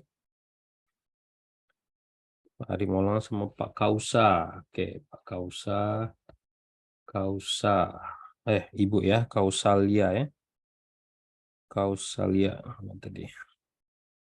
Kausalia. Oke, Bu Kausalia saya jadikan panelis. Oke, silakan dari ntar ini Pak Maulana ya, jadi speaker kita, saya jadikan co-host. Pak Maulana mau langsung share sendiri atau saya yang share? Halo Pak Maulana, bisa dengar suara saya? Halo Pak Denny, ya boleh dibantu Pak? Oke, dari saya ya berarti ya. Ya, Oke, Pak Maulana siap. dari Asta akan mempresentasikan terkait dengan produknya. Sebentar, Ibu Salia, saya udah jadikan promote to panelis juga. Oke, udah masuk ya. Oke, silakan dari Pak Maulana terkait dengan produk Asta itu apa sih? Silakan Ya, Pak Maulana. mungkin sebelumnya kami mau ucapin terima kasih ya Pak, terutama untuk Pak Denny dari Media Tama nih atas kesempatannya untuk kami bisa menjelaskan sedikit tentang apa itu PT Asta Bumi Cipta. Jadi untuk PT Asta Bumi Cipta sendiri, yaitu kami sebagai one stop procurement solution Pak, lebih tepatnya. Nah, kemudian berjalan dari itu, kami mencoba untuk mendirikan holding atau ekosistem yang membawahi perusahaan dan berkomitmen untuk memberdayakan siapa saja yang ingin berbisnis dan menjadi ekosistem dengan kami. Kami memiliki mimpi untuk membangun ekosistem bisnis yang berkelanjutan dan berdampak bagi pihak di dalamnya. Terlepas dari bisnis yang perubahannya sangat cepat, prinsip kami tetap sama, yaitu bertindak dengan integritas, komitmen, dan mempertahankan energi positif. Di sini yaitu integrity, komitmen, and energy. Boleh dilanjut, Pak?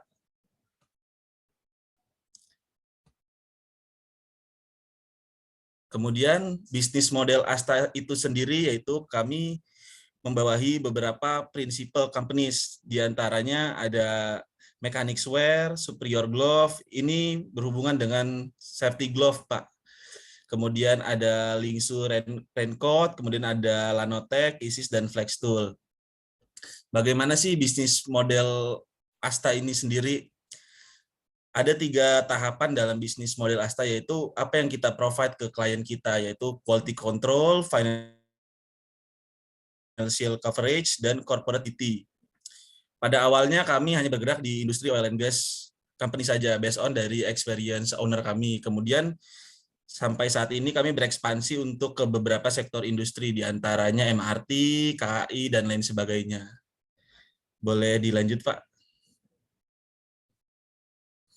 Kemudian kami sebagai authorized distributor dari beberapa brand, diantaranya Mechanics Wear, yaitu safety glove ini berasal dari USA. Kemudian ada Superior Glove yang berasal dari Kanada, dan Lanotech berasal dari Aussie. Boleh dilanjut, Pak Denny? Kemudian berikut adalah daftar atau list dari klien existing kami. Ada beberapa dari oil and gas, kemudian ada dari power, geothermal, dan ada dari beberapa sektor industri lainnya.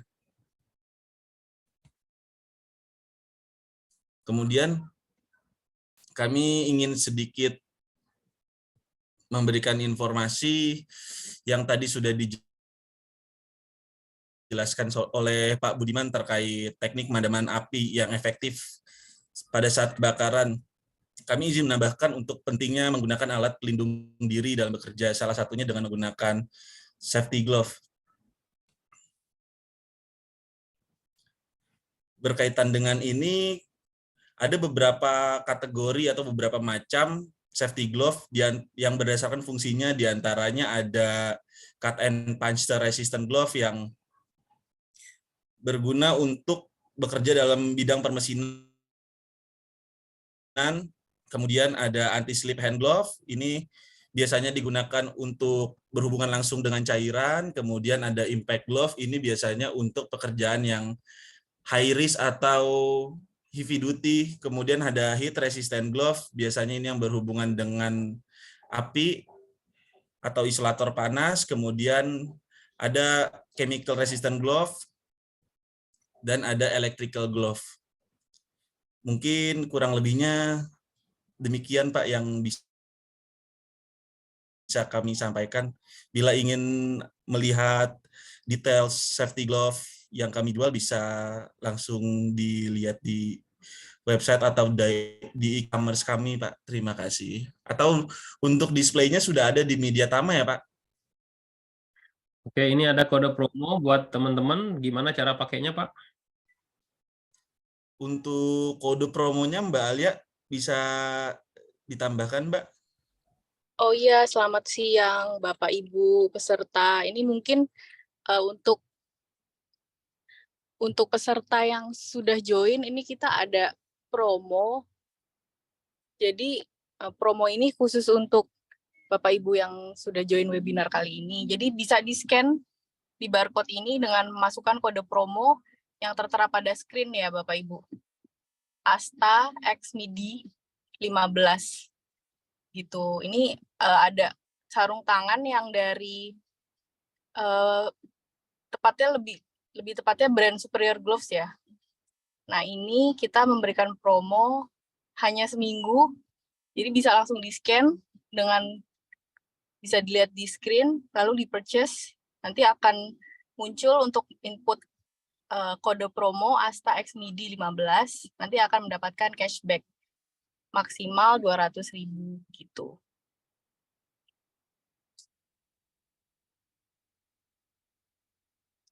Untuk barang-barangnya sendiri di minggu ini juga akan tersedia di Media Tama ya, gitu. Jadi kalau untuk mau melihat dan memegang langsung produknya seperti apa itu bisa. Kami baru aja nih launching untuk offline-nya ya. Mungkin itu saja dari saya.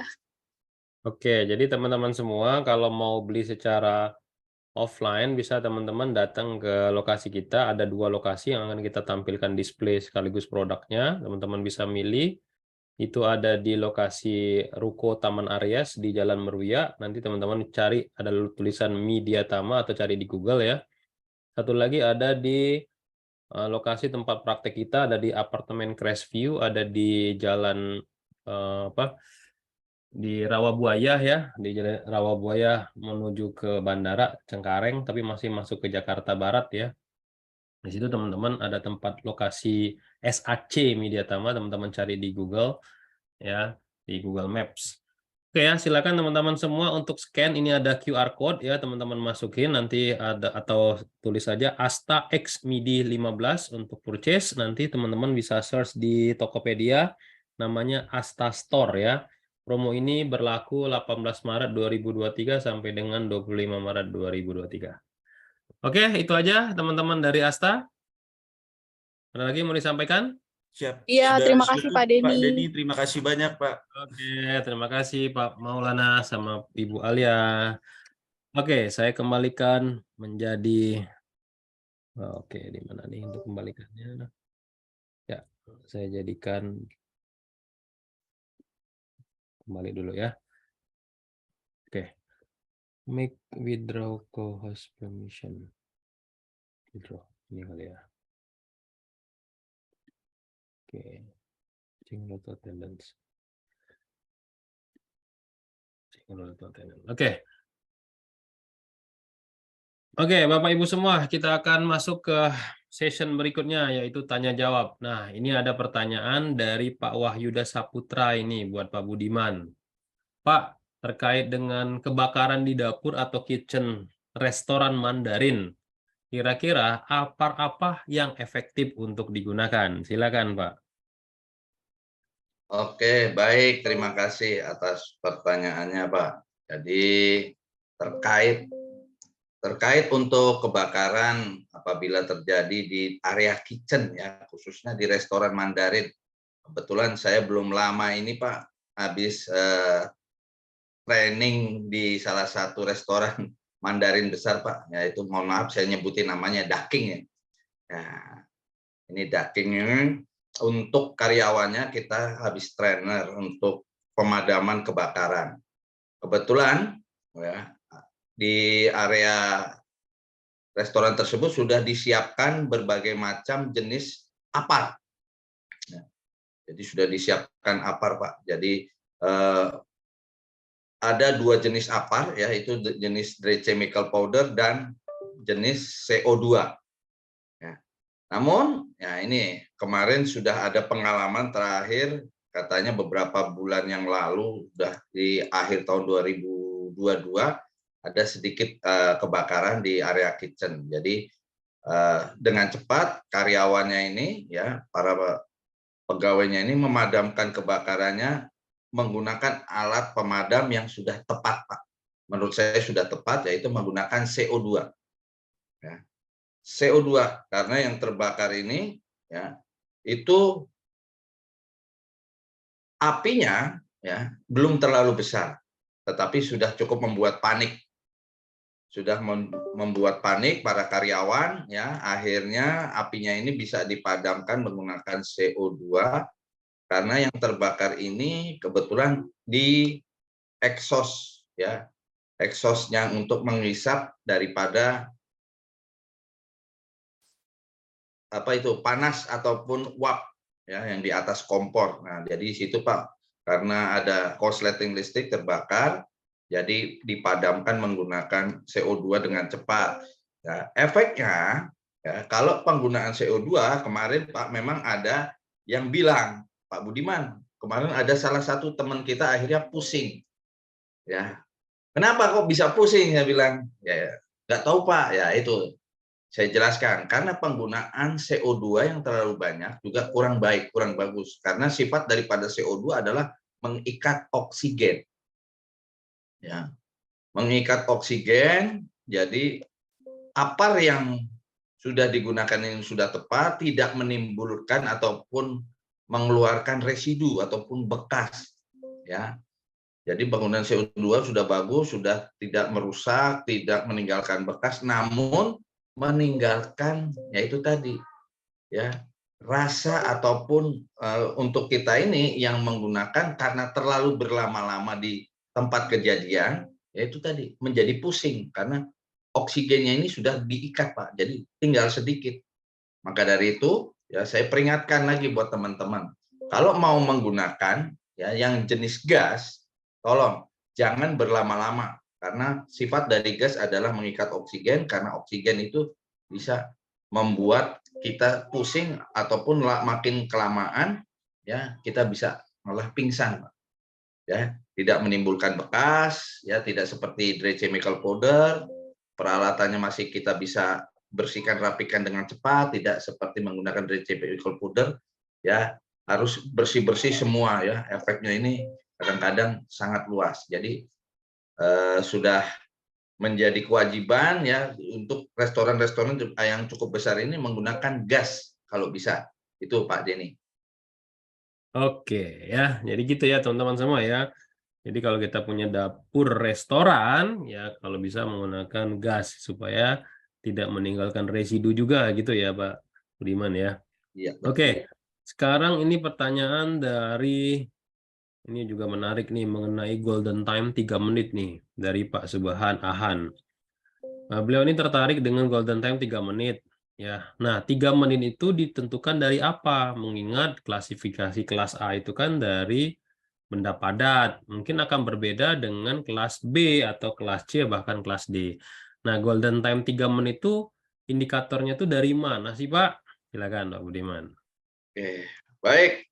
Pertanyaan bagus Pak Supan terkait dengan golden time. Ya, terkait dengan golden time yang saya berikan ini karena memang sudah kita buktikan ya dengan kita praktekkan ya secara laboratorium terkait pemadaman kebakaran kelas A.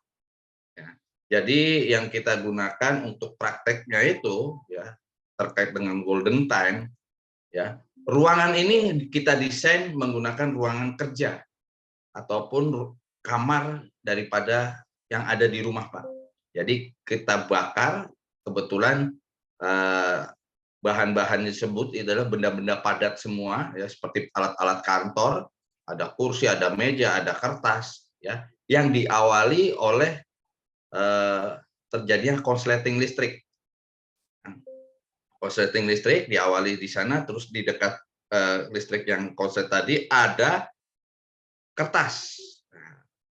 Nah, ini kalau sudah terbakar di sana di ruang kerja ini kita lihat bahan-bahannya atau benda-bendanya ini yang terbakar tadi karena panas, ya, karena tidak direspon dengan cepat. Kita diamkan selama kurang lebih hampir 4 menit, hampir Pak ya selama 3 menit. Ternyata apinya ini semakin membesar dan merambat karena tadi adanya potensi bahan yang mudah terbakar dan panas serta udara yang cukup.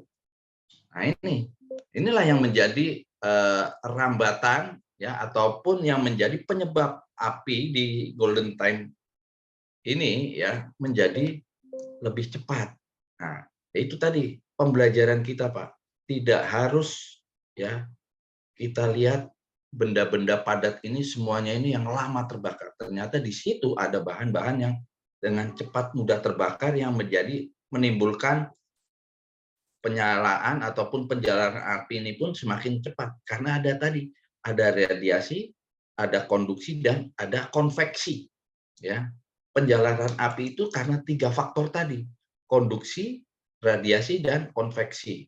Ya, jadi kalau panasnya ini sudah cukup di atas 60 derajat Celcius, udaranya sudah lebih dari 16%, ya, dan di situ ada bahan-bahan yang sangat mudah sekali terbakar, ya, maka golden time tadi yang saya bilang 3 menit ini pasti akan terjadi seperti demikian ya. Memang kalau kecuali dari kelas B atau C, ya itu bisa karena hal-hal lain seperti ledakan ataupun karena faktor-faktor lainnya seperti pencampuran bahan kimia, yaitu memang lain ya, bisa lebih cepat kurang dari 3 menit.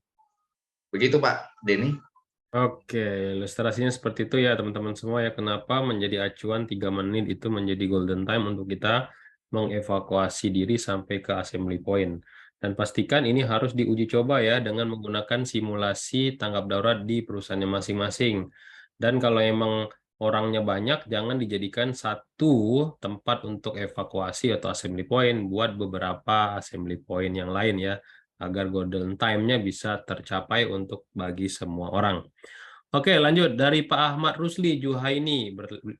Pak Ahmad bertanya nih terkait dengan kebakaran api di pemukiman padat penduduk yang sulit dijangkau oleh mobil damkar.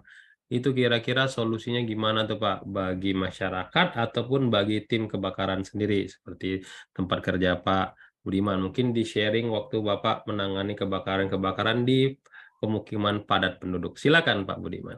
Baik, terima kasih Pak Ahmad Rusli. Ya, jadi terkait kalau mobil pemadam kebakarannya ini tidak menjangkau, ya, tidak menjangkau area padat pemukiman yang jauh dari tempat kita berhenti nih. Ya. Secara otomatis Pak, mobil pemadam kebakaran itu sudah dilengkapi oleh selang, ya, selang penyalur, ya, itu di tiap-tiap mobil pemadam kebakaran itu sudah disiapkan minimal 10 roll, ya, 10 roll selang. Ya, satu roll selang itu kalau di mobil pemadam kebakaran itu panjangnya 20 meter, Pak. Ya, dikali 10 aja, kan, kalau kurang. Tetapi, ya, sudah ada beberapa ya di daerah padat pemukiman, sebagai contoh Pak di DKI Jakarta ini yang sulit dijangkau sudah dipasangkan namanya hidran mandiri. Hidran mandiri artinya hidran kering, Pak. Ya, untuk menjangkau masuk ke dalam ya, kita buatkan ya jaringan hidran kering ini di lingkungan daerah padat pemukiman.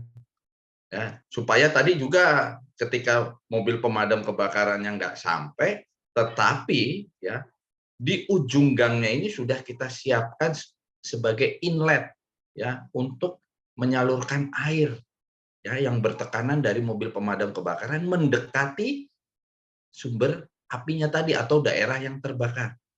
Nah, jadi ini sudah ada inovasi ya selain tidak mengandalkan lagi dari selang mobil pemadam kebakaran, tetapi sudah ada inovasi membuat jaringan pipa mandiri ya atau jaringan pipa kering ya, untuk hidran kering di lingkungan warga masyarakat padat hunian yang rawan kebakaran.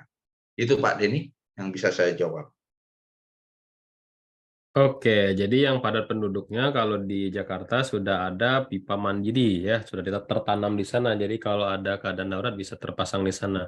Cuma cuma tidak semua tempat sudah ada itu permasalahannya, Pak ya. Kalau Betul. tempat-tempatnya yang di daerah-daerah yang belum ada inovasi-inovasi kayak gitu, berarti kan kepedulian dari pemerintah setempat tuh yang harus tahu ya kan. Betul. Oke, itu menjadi PR kita semua ya. Oke, selanjutnya dari ini ya, ini pertanyaan menarik nih. Saya pilih ya teman-teman ya. Dari Pak Agung Supriyanto. Nah, Pak Agung ini misalkan kalau terjadi kebakaran di hotel gedung bertingkat, misalkan ada kebakaran, ada salah satu korbannya itu berkebutuhan khusus atau cacat. Hal efektif apa yang harus kita lakukan untuk mengevakuasi korban cepat ya? Bisa dibawa ke assembly point, sedangkan kita juga harus mengevakuasi korban-korban yang lain. Silakan Pak Budiman, tekniknya kayak seperti apa? Oke, baik. Terima kasih Pak Agung. Pertanyaan baik sekali. Tadi sudah saya singgung sedikit di materi saya terkait pada saat kita harus mengevakuasikan ya atau menyelamatkan jiwa orang yang harus kita selamatkan menuju assembly point. Ya, karena di sini ya Pak Agung tadi membuat pertanyaan untuk orang yang cacat ataupun sakit ya yang harus kita evakuasi dengan cepat. Nah, itu tadi ya saya sudah jelaskan Pak Agung ya. Pada saat kita harus mengevakuasi, paling tidak ya kita harus memprioritaskan terlebih dahulu. Kita berikan skala prioritas kepada orang sehat. Nah, Pak Agung selaku tim tanggap darurat ya di sini Pak Agung harus memberikan kesempatan juga kepada orang yang membutuhkan perlakuan khusus. Ya. Tetapi yang mendapatkan perlakuan khusus ini ya orang-orang tadi ya oleh tim tanggap darurat khususnya tim evakuasi untuk ditempatkan terlebih dahulu di tempat yang aman di lantainya. Ya. Jadi ditempatkan di tempat yang aman terlebih dahulu di lantainya ditemani oleh tim evakuasi. Ya. Setelah orang-orang yang kita evakuasi di awal tadi yang mendapatkan prioritas ini selesai, barulah Pak, orang-orang yang mendapatkan perlakuan khusus ini harus kita segera evakuasi juga. Ya, tetapi tidak melewati tangga darurat. Ya, ini case Bapak kan ada di gedung bertingkat, gedung tinggi, ya. Yang artinya di tempat Bapak ini sudah disiapkan namanya fireman lift. Ya. Nah, inilah yang kita pakai, Pak. Ya, fireman lift ini untuk mengevakuasi orang yang berkebutuhan khusus tadi, ya seperti orang sakit, orang cacat, ibu hamil, orang tua yang jalannya juga mulai susah. Kan mereka tidak mungkin kita evakuasi melewati tangga darurat dengan cepat. Nah, maka dari itu, ya, untuk Pak Agung, ya, ini, ya, kita bagi dua. Ya, yang pasti skala prioritas yang sehat terlebih dahulu untuk melewati tangga darurat. Kalau sudah selesai, baru yang berkebutuhan khusus. Kita evakuasi menuju assembly point melewati sarana lift kebakaran yang sudah ada di dalam gedung. Itu, Pak. Oke, ya itu ya teman-teman semua ya. Kalau ada orang yang berkebutuhan khusus seperti cacat, kita prioritaskan itu dulu, baru ke yang sehat tadi ya. Yang pasti teman-teman semua harus ada prosedur dulu ya di internal perusahaannya ya. Buatkan prosedur tanggap darurat, termasuk prosedur evakuasi, lalu disimulasikan atau di drill ya, supaya tahu masing-masing fungsi dari tim tanggap darurat itu apa saja. Oke, lanjut lagi. Pertanyaannya menarik juga nih ya, terkait dengan ini apa nih? Kalau kebakaran disebabkan oleh petir, nah itu jenis kebakarannya itu kelas apa untuk penggolongannya, Pak? Silakan dari Pak Abdul Rojak. Baik, terima kasih Pak Abdul Rozak ya terkait tadi kebakaran karena petir. Nah, petir ini kita kategorikan faktor kebakaran karena alam. Ya, jadi memang Pak sering terjadi ya Pak kalau musim hujan ini, ya, memang petir ini menjadi salah satu penyebab kebakaran. Ya, nah, kalau untuk petir sendiri ini ya kita kelaskan, kita masukkan ke dalam kelas C, Pak. Ya, karena ini bertegangan tinggi, ya seperti listrik. Ya, karena dampak dan efeknya kalau kebakaran karena petir ini hampir sama, ya, hampir sama, merusak ya seluruh peralatan elektronik dan juga karena petir ini juga ya tidak hanya barang-barang yang dirugikan, tetapi bahkan sampai penghuni ataupun orang yang ada di dalam bangunan tersebut.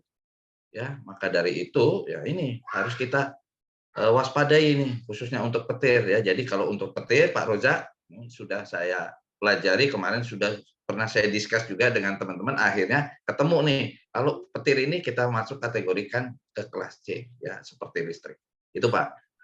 Oke, gitu ya, teman-teman semua ya. Oke, pertanyaan berikutnya dari Pak Sapril Jauhari. Pertanyaannya sedikit, tapi ini mungkin jawabannya agak panjang nih. Apa perbedaan antara proteksi kebakaran aktif dengan proteksi kebakaran pasif beserta alat-alat yang digunakannya? Silakan, Pak. Baik. Terima kasih Pak Sapril terkait proteksi aktif dan proteksi pasif ya. Jadi memang sarana proteksi kebakaran aktif dan pasif ini yang harus dipenuhi ataupun dilengkapi oleh beberapa bangunan gedung ya yang menjadi persyaratan ya untuk sarana proteksi kebakaran. Ya. Ini memang Pak, kalau untuk sarana proteksi aktif ini yang menjadi kunci utama. Yang keduanya baru proteksi pasif. Jadi untuk proteksi aktif ini adalah peralatan-peralatan proteksi kebakaran yang bersifat otomatis dan manual. Ya, jadi ada dua, otomatis dan manual. Ya, seperti kalau yang otomatis Pak beberapa macam seperti misalnya detektor. Ya, ini detektor ini harus mampu berjalan secara otomatis. Ataupun yang secara manualnya, ya ini banyak seperti misalnya bukan tangga darurat, misalnya itu APAR, ya hidran. Nah ini APAR hidran ini masuk juga dalam kategori untuk sarana proteksi kebakaran aktif. Nah untuk kebakaran aktif ini Pak, sebelum dipasang ataupun sebelum dibuat, ini harus ada konsultasi dulu. Ya, sebelum bangunan Bapak ini dibikin pun, ya ini harus kita diskusikan dulu terkait nanti yang akan dipasang, penggunaannya daripada bangunan gedung tersebut ataupun fungsi dari ruangan tadi, ya inilah yang akan menjadi acuan sarana proteksi kebakaran yang akan dipasang, ya khususnya proteksi kebakaran aktifnya, ya seperti detektor apa yang akan kita pasang. Oke, entah itu detektor panas, ya, detektor asap, ataupun sarana-sarana yang lainnya seperti alarm, ya, sprinkler, ya itu juga sama. Itu menjadi acuannya. Nah, jadi Bapak tolong untuk ketika Bapak-bapak nih ya, apalagi yang mau masang sarana proteksi kebakaran ya, seperti yang sekarang banyak bangunan existing Pak. Ya, karena sekarang ini udah banyak yang mulai sadar terbuka karena perlunya yaitu tadi SLF ya. SLF ini Pak ya menjadi salah satu acuan bagi bangunan gedung dapat beroperasi atau tidak layak operasi. Ini salah satunya sarana proteksi kebakaran. Ya. Nah, ini kalau untuk yang menyinggung tadi masalah proteksi aktif. Dan untuk proteksi pasifnya, nah ini sarana proteksi pasif juga banyak, Pak. Nah, jadi sarana proteksi pasif ini juga salah satunya adalah jalan untuk menuju assembly point atau pintu darurat. Ya, ini banyak. Jadi jalan-jalannya ini paling tidak ya sarana proteksi pasif ini dapat melindungi orang ya ataupun penghuni yang di dalam gedung tadi berjalan dengan aman. Ya, seperti tangga darurat, selasar, koridor. Ini yang menjadi salah satu acuan ataupun jalan manuver untuk mobil pemadam kebakaran. Nah, ini bagian daripada sarana proteksi pasif. Ya, jadi dua-dua ini Pak menjadi satu keterkaitan. Ya, karena tadi mungkin saat ini Pak Denny ya sudah banyak orang yang bertanya kepada saya nih terkait sarana proteksi kebakaran karena keperluan. Ya, itu tadi dari SKK ya, sertifikat keselamatan kebakaran, RKK rekomendasi keselamatan kebakaran sampai nanti untuk timbulnya SLF tadi Pak ya, sertifikat layak fungsi. Itu Pak Denny yang bisa saya jawab. Oke, itu ya teman-teman ya, proteksi kebakaran aktif dan proteksi kebakaran pasif itu wajib ada di perusahaan, tapi tetap kita harus identifikasi dulu sumber-sumber ya atau risiko terjadinya kebakaran di tempat kita itu apa supaya lebih efektif untuk menentukan proteksi kebakaran apa yang cocok di tempat kerja kita ya. Oke, terkait dengan untuk proteksi aktif pasif ada yang ngomongin soal APAR nih ya.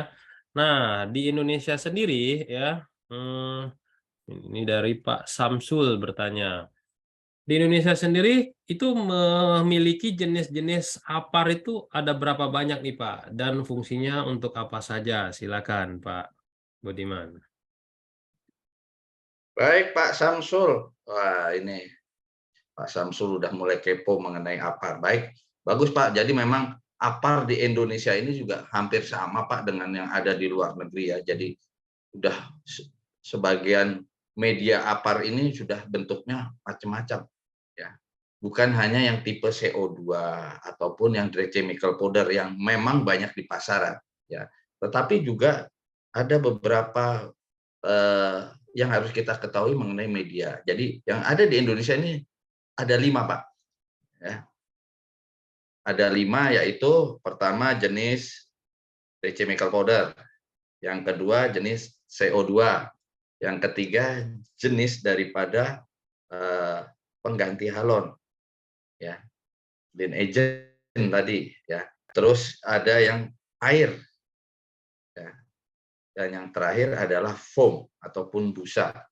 Nah, jadi inilah berbagai macam jenis untuk alat pemadam kebakaran jenis APAR medianya ya.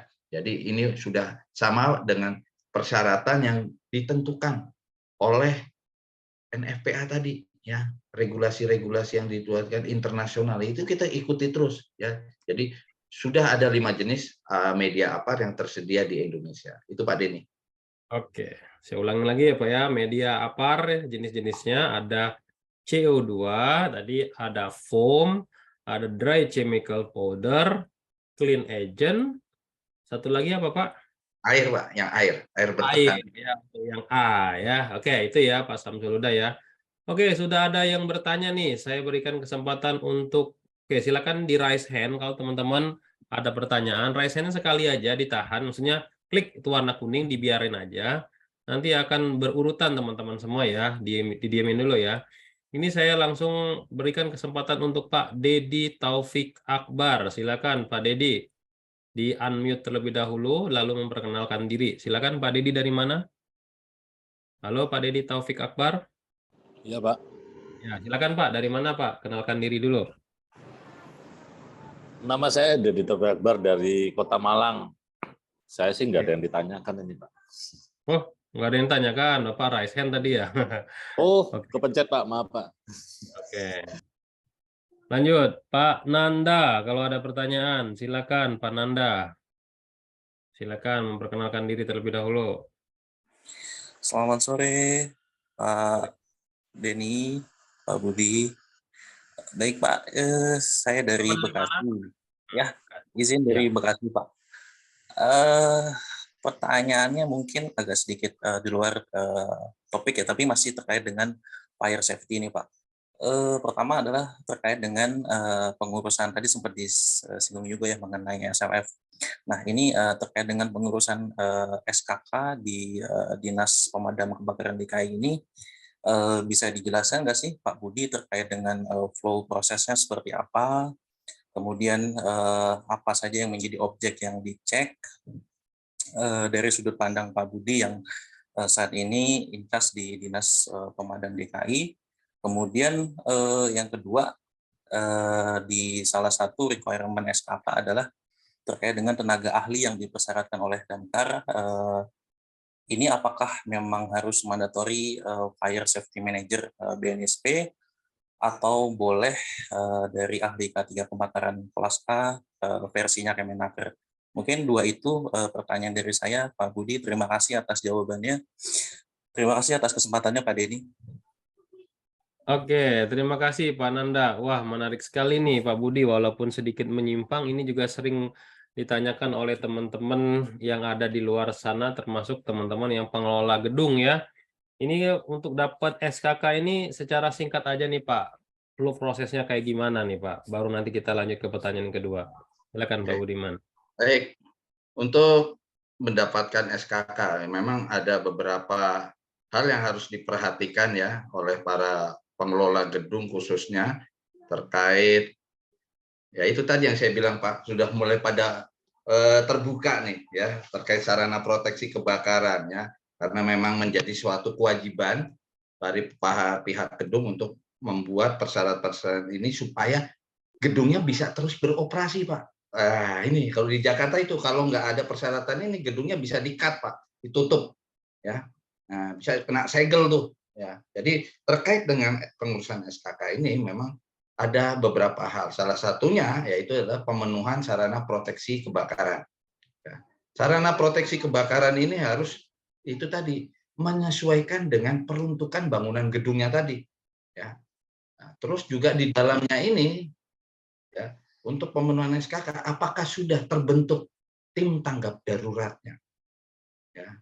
Terus juga ada persyaratan-persyaratan lain yang harus dipenuhi ya. Salah satu persyaratan administrasi terkait yaitu tadi keselamatan gedung ya, mulai dari gambar-gambarnya, terus ada perencanaan kegawat daruratannya. Itulah yang nanti akan dilampirkan Pak untuk pemenuhan pembuatan SKK ya. Selain juga ya menjadi tambahan ya, itu harus adanya laporan mengenai kegiatan pelatihan.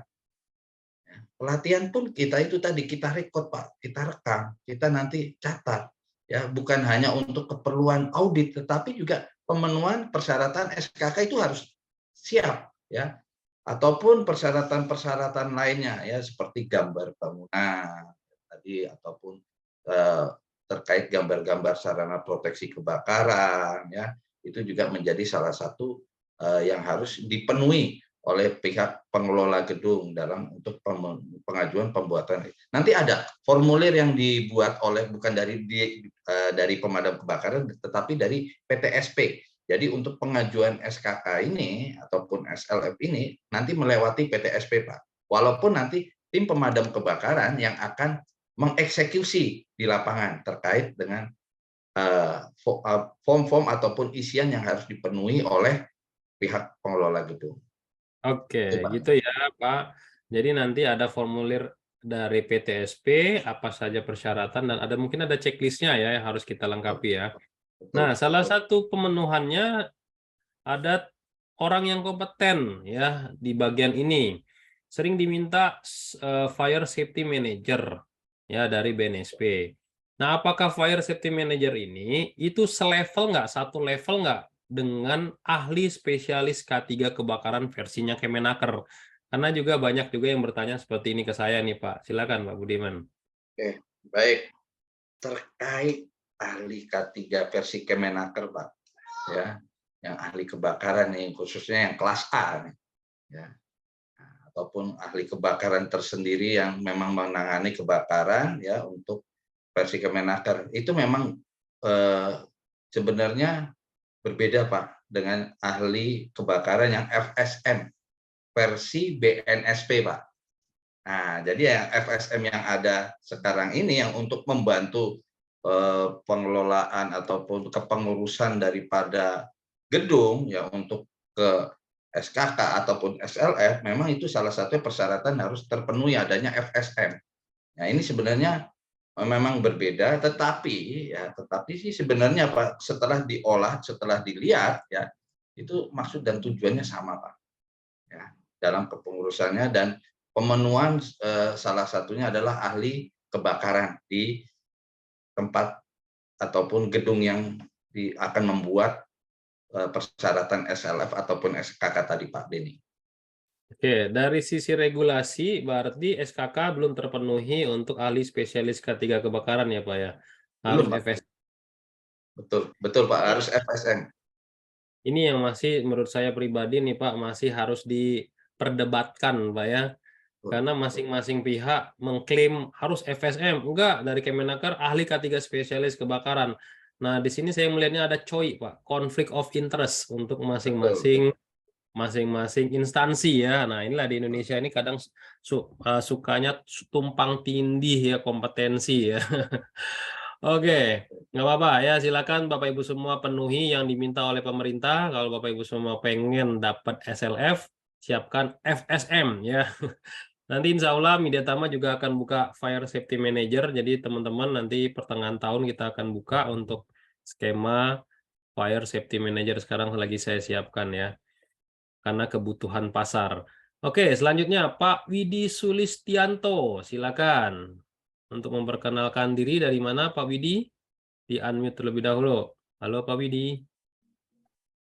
Oke, saya lanjut lagi. Yang mana duluan ya? Pak Nanda, silakan Pak Nanda. Pak Nanda udah tadi ya. Pak Kulberstun Octavianus, silakan Pak Kulberstun. Ya Pak, selamat sore Pak. Pak, Sore. saya mau bertanya nih Pak. Halo. Silakan Pak, dari mana Bapak? Ya, saya dari Depok. Saya bekerja di Jacob Group Indonesia, konsultan. Gini Pak, saya menghadapi kemarin itu proyek kita di Kerawang, ketika di audit, kita kebetulan bangun pabrik, ternyata kontraktor sebelumnya itu memasang APAR yang salah, yaitu bukan untuk peruntukan listrik, Pak. Nah, begitu diaudit, kita yang pegang proyek ini kena teguran gitu, Pak. Nah, yang saya mau tanya, kalau dalam penyelesaian seperti ini, siapa yang disalahkan, Pak? Kontraktor yang sebelumnya atau kontraktor yang kita jalani saat ini, Pak? Itu aja, Pak. Pertanyaan saya.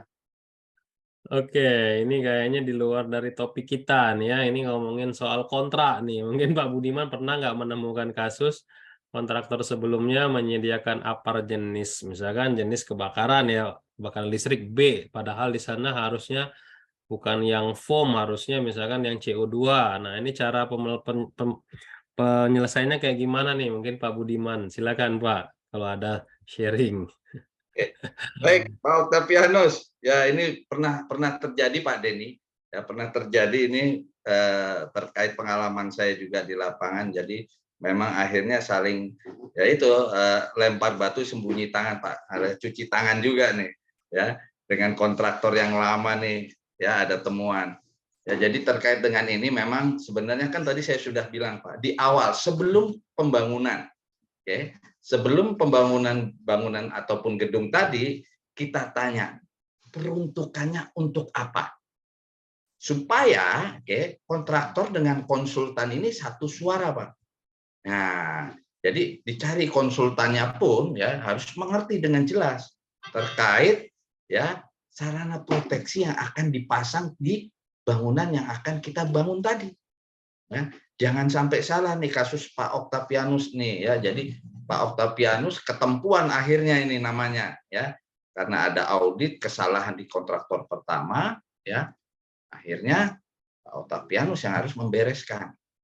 Ya, mau nggak mau Pak, mau nggak mau Pak Octavianus lah yang harus membereskan ya. Di kontraktor pertama jadi Pak Octavianus dengan pihak pemilik gedung ya ini ya sebenarnya tanya lagi ke konsultannya di awal. Nah, itu Pak Denny. Jadi mau nggak mau ya tetap harus diganti ya karena harus pemenuhan regulasi. Tapi silakan buka lagi kontraknya masing-masing ya.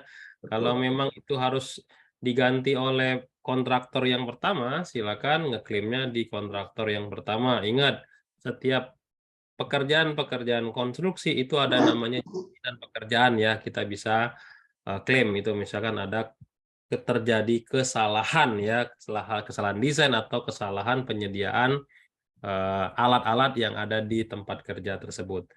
Ya bisa jadi itu kesalahan perencanaan juga ya kayak gitu.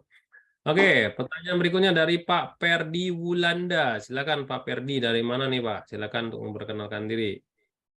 Perkenalkan Pak. Ya, perkenalkan Pak, saya Perdi Wulanda, asal dari Kalimantan Tengah, Kota Palangkaraya, ingin bertanya Pak. Terkait APAR. Untuk APAR ini kan biasanya ada alat pemadam api ringan untuk di kendaraan mobil. Sebagai pemilik kendaraan, bagaimana Pak cara kita untuk memeriksa bagaimana APAR ini masih baik berfungsi? Karena kan kita tidak tahu sewaktu-waktu musibah ataupun terjadinya kebakaran pada unit kendaraan, entah itu karena konsleting listrik ataupun oleh percikan api lainnya. Bagaimana kita memastikan bahwa APAR kita ini masih baik dan bisa digunakan? Karena apakah kita memeriksanya itu bagaimana caranya? Apakah bisa dilakukan oleh masyarakat itu sendiri atau harus oleh lembaga tertentu ataupun orang-orang tertentu, Pak? Itu saja, Pak. Terima kasih. Pak Ferdi, ini mobilnya mobil biasa ya? Kayak Ya, Avanza. mobil biasa, Avanza ataupun Xenia yang sifatnya sudah diberikan alat pemadam api ringan oleh dari mobil-mobil tersebut. Sudah dapat. Ya, terima kasih. Silakan Pak Budiman, kira-kira APAR jenis apa yang efektif untuk di kendaraan ya, seperti mobil-mobil city car ya, dan tata cara pemasangannya tuh seperti apa? Karena juga ada faktor panas ya, karena ada faktor panas dari matahari atau faktor apa yang dapat menyebabkan ya berpengaruh terhadap gas yang ada di dalam APAR tersebut. Silakan Pak Budiman.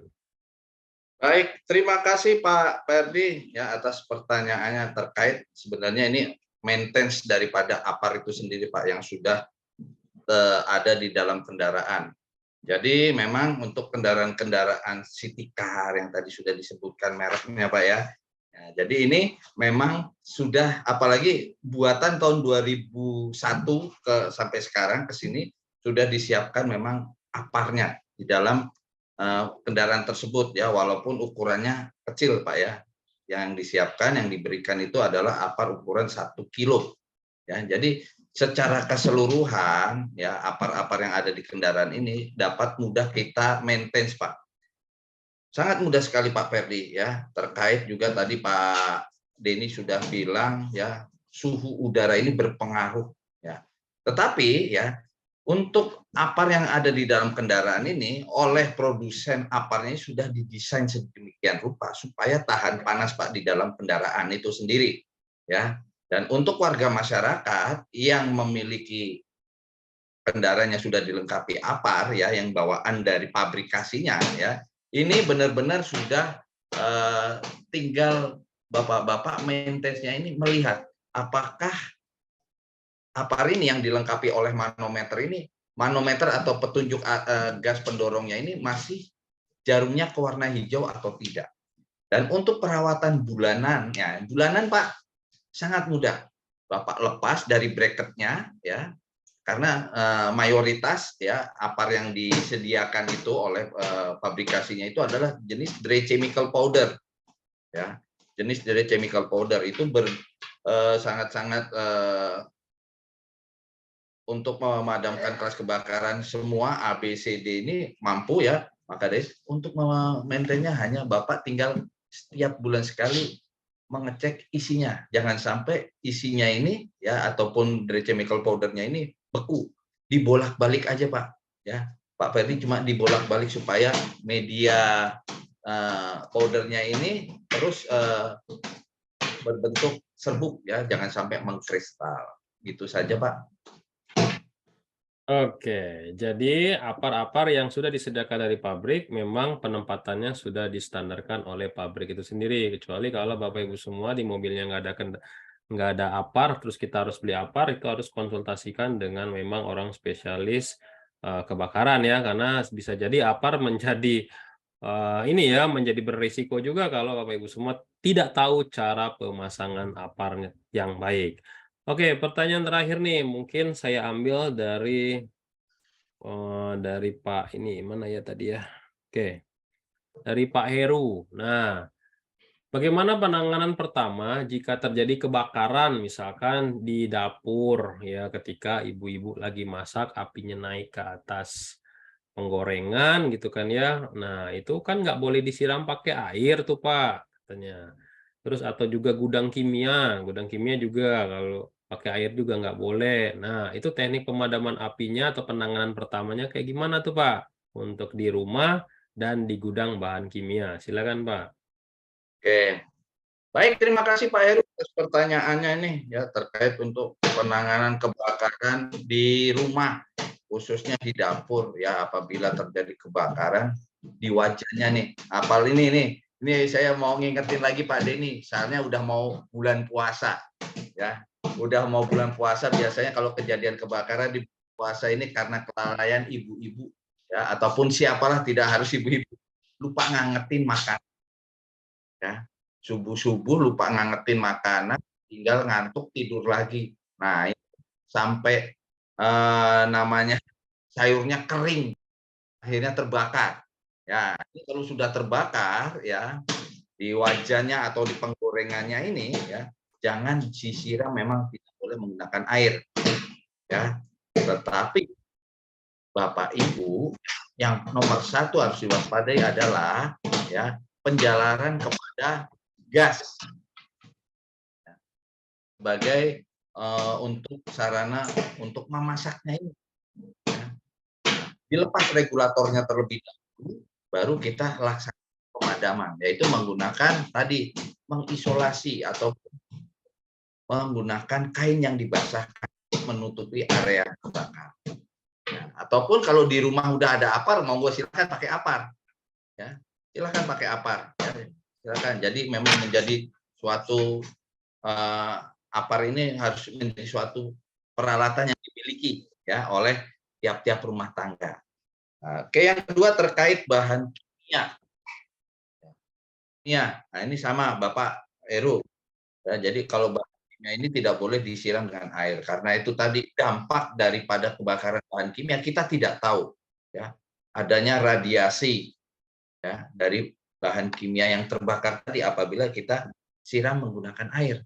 Entah itu radiasi cahaya, entah itu radiasi ke udara karena bahannya, ataupun radiasi pada lingkungan. Ya. Jadi yang efektif, yang aman, ya kalau terjadi kebakaran bahan kimia, kalau kita nggak punya apar Pak, ya media kimia juga untuk memadamkannya, kita bisa gunakan alat tradisional, yaitu menggunakan pasir. Pasir ini sangat efektif ya, untuk memadamkan bahan. Jadi itu Pak Heru ya. Jadi pasti kita maksimalkan ya. Kalau yang nggak punya apar, bahan-bahan tradisional ya untuk pemadaman tradisional ini yang kita pakai. Itu Pak Denny. Oke, itu dia jawabannya ya buat Bapak Ibu semua. Waduh, ini semakin kesini-sini semakin banyak. Namun waktu kita sudah habis nih Bapak Ibu semua ya. Tapi sebelum kita tutup webinar kita siang ini, mungkin ada closing statement terlebih dahulu dari Pak Budiman bagaimana kita memadamkan api secara efektif misalkan amit-amit terjadi kebakaran di tempat kerja kita atau di rumah kita masing-masing. Pada Pak Budiman, saya silakan. Baik, terima kasih Pak Denny. Ya, jadi closing statement saya terkait materi kita yang pasti kita harus tetap waspada ya terhadap potensi bahaya kebakaran yang ada di lingkungan kerja. Dan apabila terjadi kebakaran di lingkungan kerja kita harus respon dengan cepat, ya supaya kita nanti dapat mampu meminimalisir ya kerugian ataupun korban jiwa. Itu saja Pak Denny, closing statement. Oke, terima kasih Pak Budiman atas closing statement-nya. Oke, Bapak Ibu semua. Nah, Bapak Ibu semua, setiap Sabtu kita lakukan webinar kolega Media Taman. Nah, hari ini Pak Arief izin ya, jadi ketemu nanti di Sabtu depan, termasuk juga door prize-nya kita langsung double di Sabtu depan. Oke, sebelum saya tutup, saya ada pantun nih buat Bapak Ibu semua ya. Indah bunga di tengah taman, duduk santai makan ketan. Sampai jumpa teman-teman, sampai jumpa di lain kesempatan. Oke, itu aja dari saya. Saya mengucapkan terima kasih buat Bapak Ibu semua hadir di Zoom webinar kita siang ini. Akhir kata, saya Denny. Dan pembicara kita. Oke, terima kasih juga saya dari Budiman, Pak. Terima kasih yang sudah buat Bapak Ibu semua. Billahi taufiq wa hidayah. Wassalamualaikum warahmatullahi wabarakatuh. Terima kasih Pak Budiman.